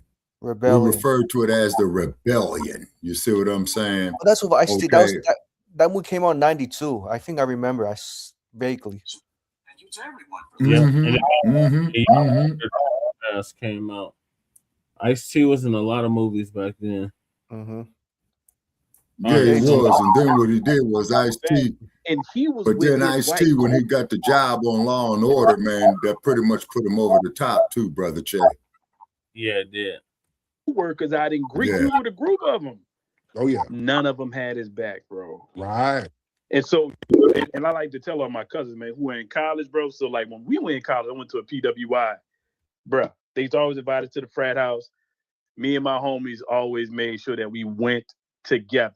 And we was in the frat house together, you know, because you know they be having stuff floating around, you know, around the house and stuff like that. We wasn't gonna get blamed if something like that was happening. I tell them all the time, yo, roll together. We used to roll 4, 5, 6 deep, man. So.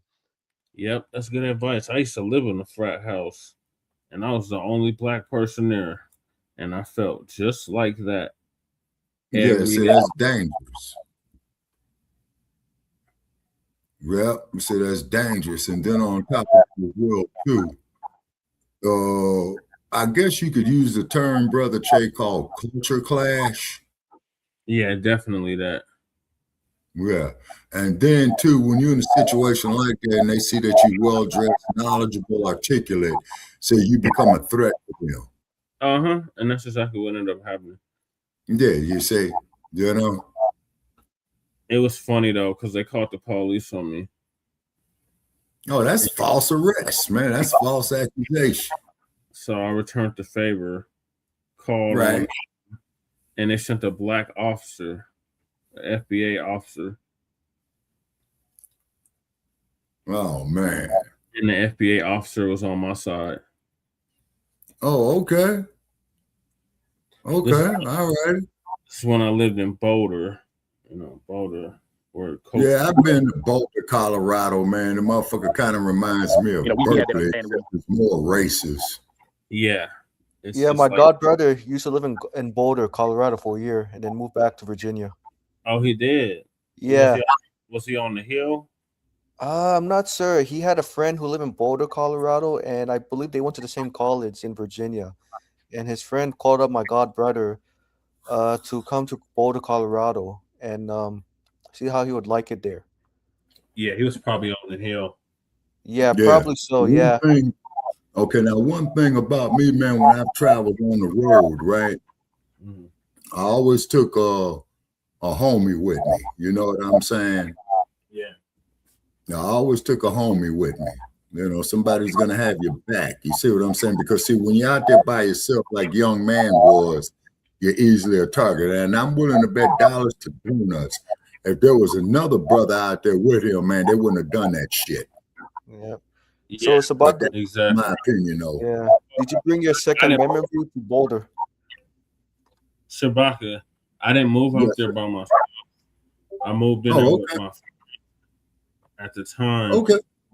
And his mother, but they ended up getting on some. It's you got to see that movie, the Get Out. You got to see Get Out.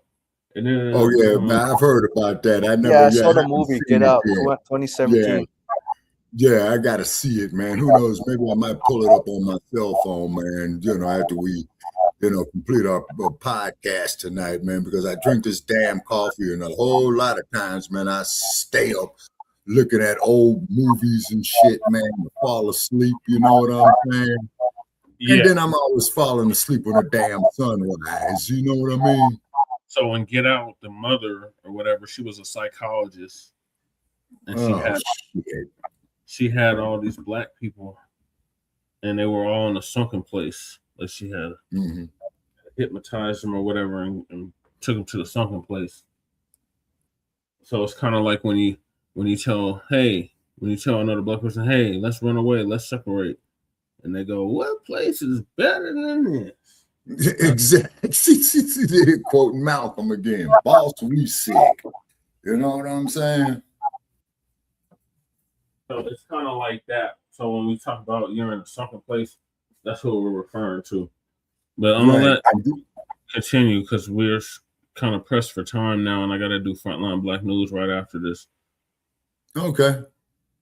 So, if it's okay with you, Shabaka, we'll end it on this topic, and then I'll roll the other topics over to Front Line Blacc News. Oh, yes, sir. And I can give you about an hour and a half on Frontline Blacc News, Brother Checcs. And then I'm going to change the avatar, to the brick wall. That means I'm mad. Okay. And if I ain't mad right now, I think about all the youngins out there, everybody who's in college, law school, make sure y'all stick together when y'all go out together. Real talk, man. Thank you so much. Yeah, man, that's the rule. Brothers, we go out, man. We show up together. We gonna leave together, all of us. If 5 of us show up, 5 of us gonna leave. Unless somebody pulls a honey and he said, hey man, I'm gonna roll with her. We know where everybody's gonna be. We're not just gonna leave nobody. We ain't doing that. What's up, Bubba? Yeah, but be careful about pulling them honeys, is because them is great setup artists. Bubba, how are you? Yeah, no, man. I think it was kind of messed up on the kids, not like checking on their friend to go pick them up. That's for sure suspicious. Right.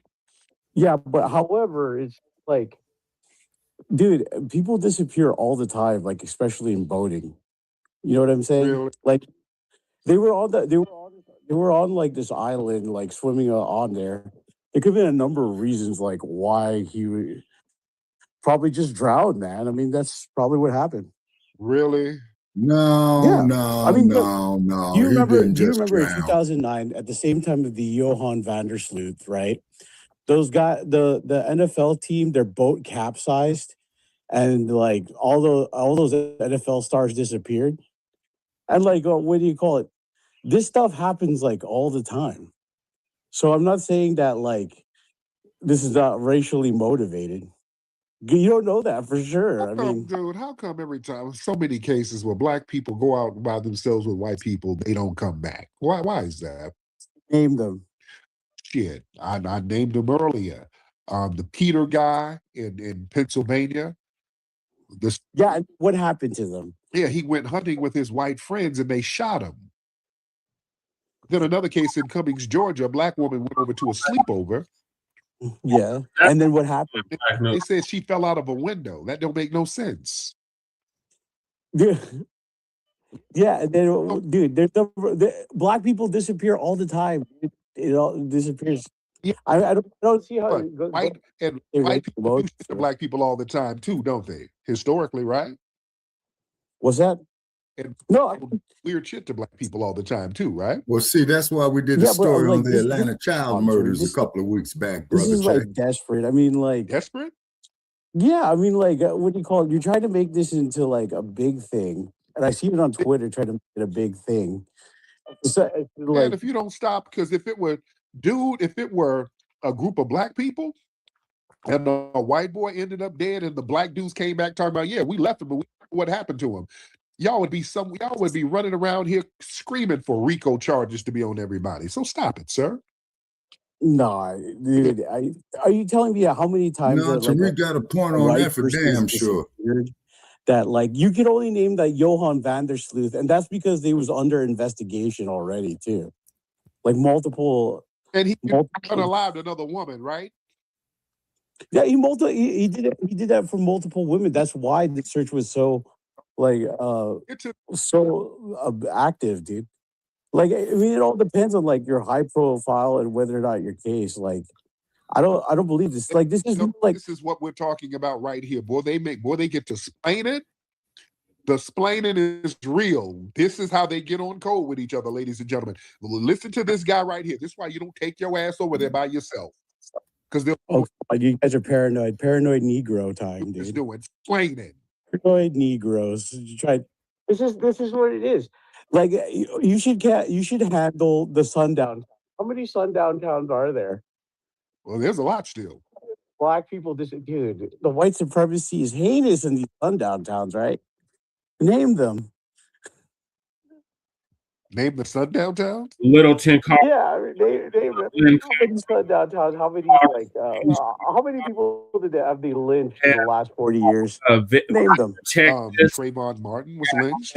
Mike Brown was lynched. Florida. No.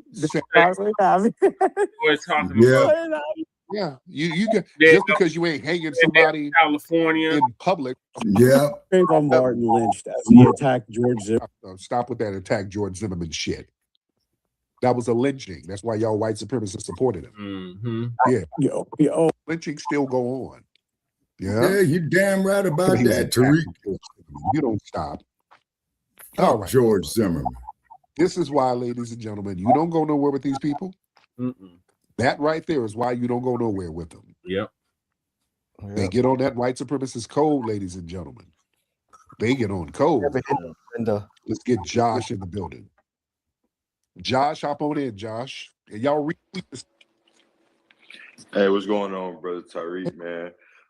Just wanted to tap in with you real quick because I got a little kind of context and insight into kind of, white culture. Just want to start off. I am FBA from South Carolina, Spartanburg to be exact. Yes, sir.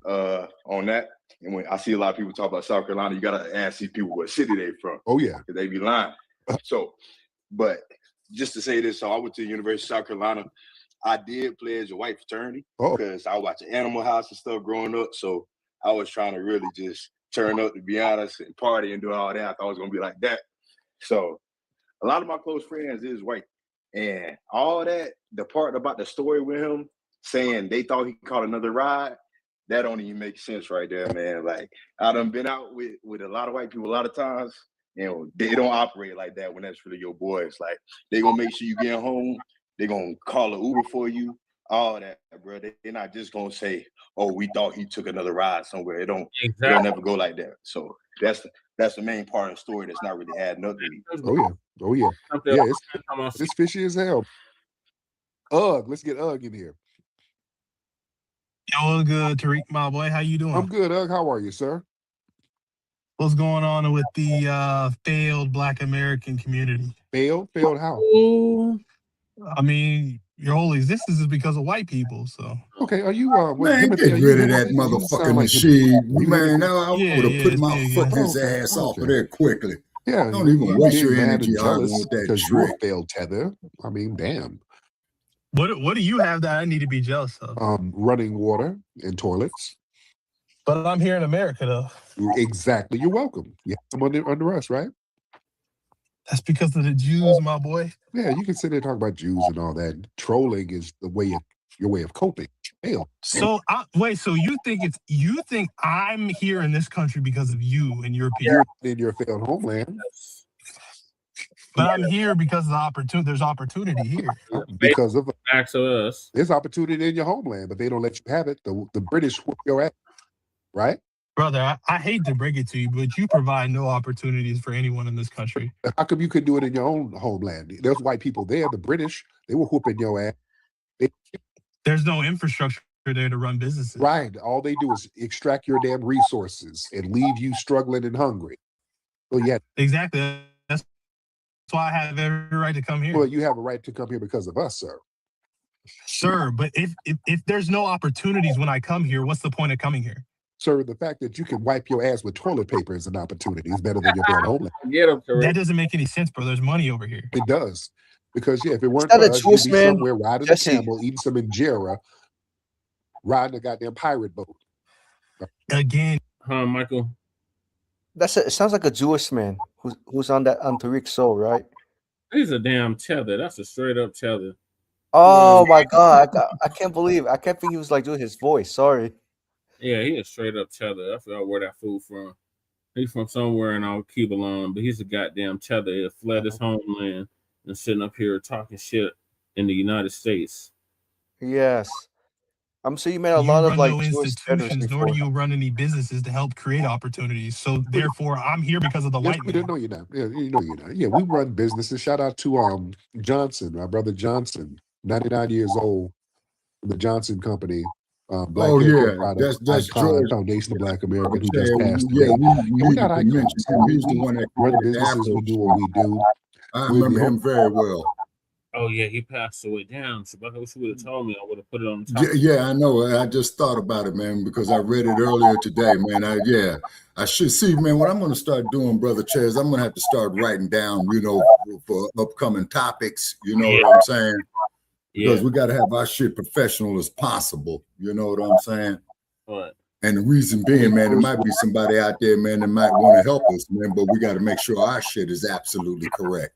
Right. And we growing, Shabaka, so it's only a matter of time. World melanated people on the planet, and that's why you had to come under us, right? Huh? You had to come under the. Please stop making that statement, sir. Yeah, please stop making that statement. Name any other first world people. Name them anywhere on the planet besides that. Sir, your entire existence, your entire existence is because of white people. Thank you. You couldn't name them. Your entire existence is because of white people. Yeah. We're the only first world melanated people, sir. You had to come up under us. That's why you jealous and mad.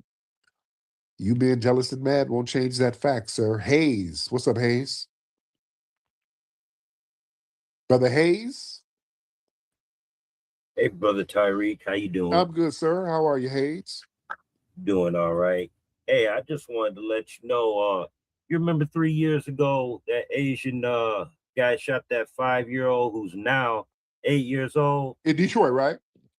Yeah, I'm the next neighborhood over. Oh, wow. I saw him and his father this weekend, and no adverse effects of that gunshot. Oh, good. Looking real good. Good. So the family's holding up? Yeah, they holding up. He's still with that white girl. Oh man.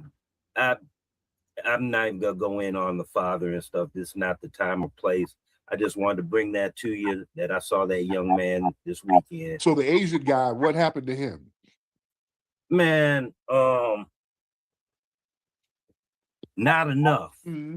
Man, you got a slap on the wrist, some probation. The only time he spent in jail, you know, it seemed like they bounced him out of jail faster than I don't know what. Wow. He didn't get no time, man. He got probation. Oh wow. But you know that Vietnamese restaurant that he was working at. Yeah. They had to dry up, and they fired him because when nobody black, white, or in between going to that place, because what he did was foul. Oh yeah. My man, thank you so much for that, man. Yeah, I remember that case. I was barking on the damn prosecutor. I was going in on that prosecutor. Me and him were going back and forth. I'm like, man, you better put some real charges on that damn dude. Right. Gently, what's up, Gently? How's it going? How's everybody? We appreciate you for having me. Thank you so much, Gently. Now, what's your ethnic background, Gently? My ethnic background? That's Caucasoid. I'm guess you could call me white, but okay. Where's your family? Where did they immigrate from? What part of Europe? Armenia. Oh, okay. Cool. Yeah, so you're kind of Middle Eastern, right? Yeah. He's from the Caucasus Mountains. More so than that. I turn if I'm out in the sun too long, I don't look white. When they get here from Armenia? Oh, my grandpa. What year? Around what year? That's what I'm asking. Yeah. Oh, shit. 19. I don't even know. Man, I wouldn't even. They Man, fled tell the. that You know motherfucker to anything go about back to Armenia? his They like my phone, grandparents man. He's fled the like loaded, my man. great grandparents. They fled the Armenian Tell that genocide motherfucker go back to his and got phone. out here during that. And like my great grandparents were pregnant with. I don't know like the years and all that type of stuff as far as. Lord. Okay. But so what's on your mind, Gently? yeah. Oh no, I'm just checking out spaces, just seeing what's going on, and you know, trying to get myself known out there. And other than that, I'm just a crypto meme coin. Kind of beat the real world, if so to speak, and I just got tired of crypto Twitter getting rugged, getting like my X account canceled for shilling and all that. So turned off into a meme coin based on a token a while ago. Whoa. I don't know what that was. Hold on 1 second. IB? Yo, IB, what the hell was that? IB? IB, are you in the hospital? IB, unmute your microphone. What the hell kind of noise was that, bro?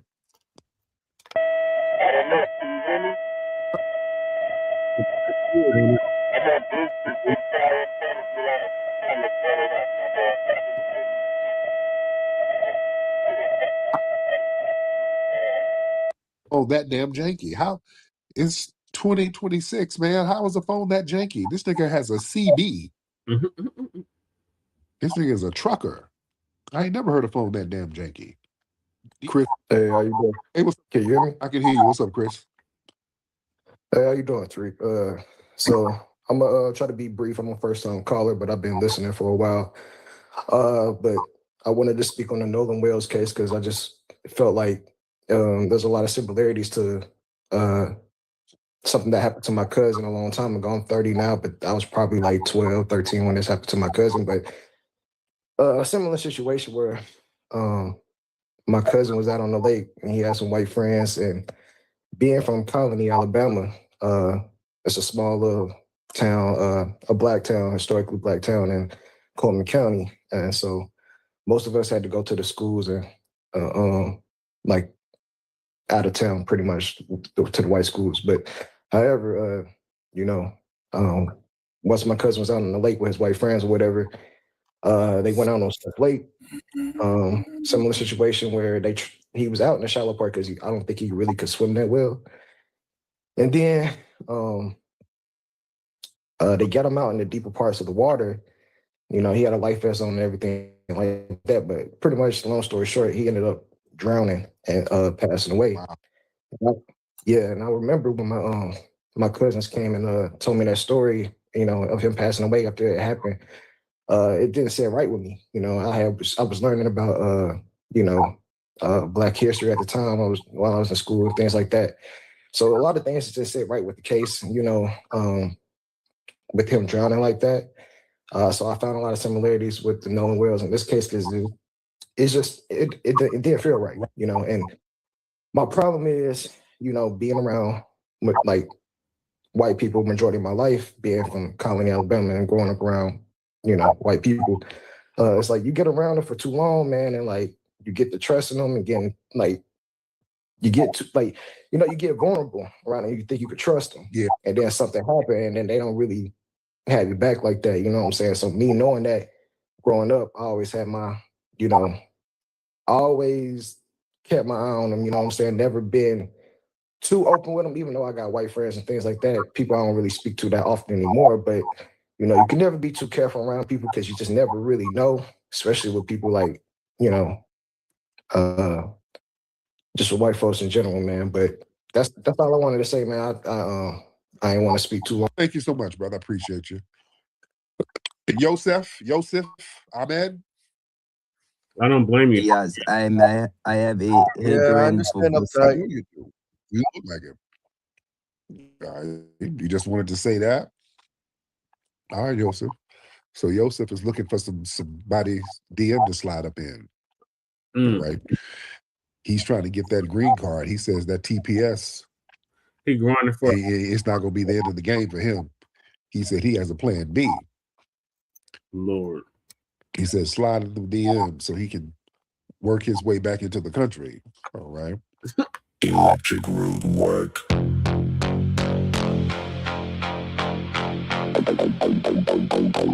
Electric root work.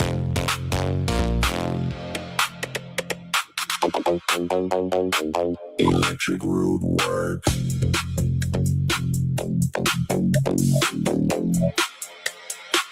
Electric root work. Electric root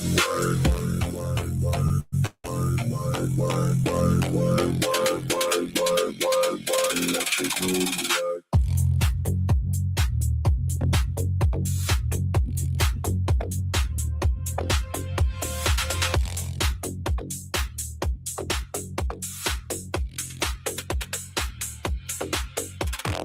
No, we got Jolena Taborn is back. Lena? Greetings, Ed. Yeah, greetings to you, Jolena. How you doing? All right, so I'm going to roll the other topics over to Frontline Black News. Then the Biden administration, in its right, since it's going with my theme of international news or migrant news and unhoused neighbor news, so I'm just going to roll it over there. The other topics, okay, which is the Haitians TPS deportations are heating up. Florida congressional candidate Bernard Taylor got interviewed by Emma from African Diaspora News channel. Then we got Elon Musk, those get shut down. Where are the Checcs, and why Nigeria has 46 million people living without a toilet.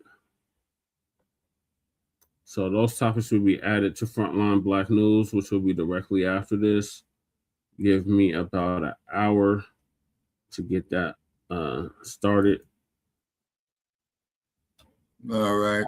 And everybody in the chat, you know, everybody who got with us tonight, thank you for joining us here. Season 12, Episode 3 of Shabaka's Black Experience Enhanced, in conjunction with Frontline Black News. Okay, Ms. Jolena, we're going to be coming on again next, and Brother Che will be the host. Okay. And I'll, you know, be doing commentary. Okay, so we thank everybody. Definitely donate to PayPal, jparis45@gmail.com. Yeah, we need donations, to keep this platform afloat. Okay, you make a donation, we'll shout you out. Whatever venture you got going on, you know what I'm saying? Hey, we'll let you come up here and promote it. But we need revenue over here. You see what I'm saying? Because we're taking on a whole lot of water. You know what I mean? Right. So donate what you can. If you're an entrepreneur, you know what I'm saying? Make $1,000 donation. You're an entrepreneur, man. We'll advertise your stuff, man, for the whole year. Yep. And she said she was just didn't make. She said she was here earlier. Just make any comments. Oh, okay. All right. Well, Ms. Taborn, get with us on Front Line Blacc News. It's going to be coming up shortly. Okay. So what I'm going to do, I'm going to sign off for this episode here, season 12, episode 3 of Shabaka's Black Experience Enhanced in conjunction with Frontline Blacc News. So I'm going to bid everybody a good night here from Sin City, and the air date of this episode is July 7th, 2026, for future archives after I'm dead and gone. You know what I mean? So this is what we was talking about back here in 2026. Okay, so I'm out, Brother Che. Okay, please shoot me the link for the upcoming episode. Okay, and what's the estimated time before we go on Frontline Blacc News? About an hour. Okay, an hour it is. Okay, so that there will be roughly 10:15 p.m. here in Sin City, Las Vegas. And it's a pleasant 96 degrees out here, ladies and gentlemen. You know what I'm saying? Hey, pleasant Shabaka, 96. very Yes, sir. quickly, I thought about what you said last night about the museum. You said, and you make perfect sense. I said to myself, if Shabaka were the owner of the African American Museum, I'm pretty sure the FN employees say, "Yes, uncle, yes, brother, we'll do as you say." Kick the white supremacists out of the museum. Oh, yeah. They would have been allowed in there. They would have got Like turned you get the around at the gavel and door. slam so hard to Right. get your Oh, yeah. brothers and sisters' attention at the museum. Oh, yeah, and I would have a damn security detail there, man, with a minimum of 10 men, you know what I'm saying, to make sure they keep their asses outside, okay? And the reason being is because it would be ancestral revenge. You see what I mean? I see what you mean, yep. And then I make them think about it, you know what I'm saying? And then if they want to get jiggy, man, hey, we would have bashed their fucking skulls in, man, and they'll call the ambulance, man, hey, come pick this shit up off the sidewalk. Right. Yeah. And see, and the thing is, Michael, you have to understand, it's too bad that you have to go to these extremes, you see, but it's just the political fervor that you got going on, okay? It's because out the law of physics, for every action, there's a reaction. And even no reaction is a reaction. You see what I'm saying? But what it is that these motherfuckers are so damn self-righteous, figure that they own everything. You see what I mean? Trying to modify everything. Who knows? They probably had fucked up the plumbing over there in Nigeria. They say, because the motherfuckers, you got all them goddamn neo-colonializers over there. You know what I'm saying? Probably told the motherfucker there, we'll throw you a couple of Beckies in there, man. All you got to do, man, is collapse the infrastructure here. They work so hard, though, Shabaka. They work so hard. Yeah. You see, you know. They say, and then keep them. Oh, what are you gonna say, Jesse? Sorry. We gotta wrap this thing up. So yeah, I gotta. Okay, I'm done. Yep, I'll say okay, quickly, I'm done. Okay, very quickly to end the show. On a positive note, and so about Dr. Allison. God, I'm trying to remember her name. She's on Twitter. Anyways, I'll call So Dr. Allison said, when America fails to pay reparations to Black America, it does not eliminate the debt. No, it doesn't. It just prolong it. Yep. Okay. Yeah. Well, Dr. Allison for that, and thank you, Michael, for joining us. Shout out You're to welcome, Doug Jesse. for coming through. Shout out to Cow Dog for coming through. Shout out to Dynamite for coming through. Right. And shout out to Sister Val. Sister Val's in here. Uptight's in here. Yep. She was here. Yeah, she was in the chat earlier. It was one other person, I think. I'm forgetting somebody. ZVY4DI1. Oh, brother Claude. Mhm. She coming. Shout out to Cardenas for coming through. Sister A. Jones for coming through. Okay. Also, too, I got an unconfirmed report right here, Brother Che. We're gonna love this. Mitch McConnell is officially brain dead. He's not coming back. Yep, that's what I heard. Yeah, and they said his Okay. wife had something to do with it. Elaine Chao. Ooh. Can you imagine? He married to an Asian wife. I say an Asian Karen. Let me say this. If you were Asian Karen. Yeah, Asian Karen. Mm-hmm. Yeah, see you in about an hour. Uptight. Okay.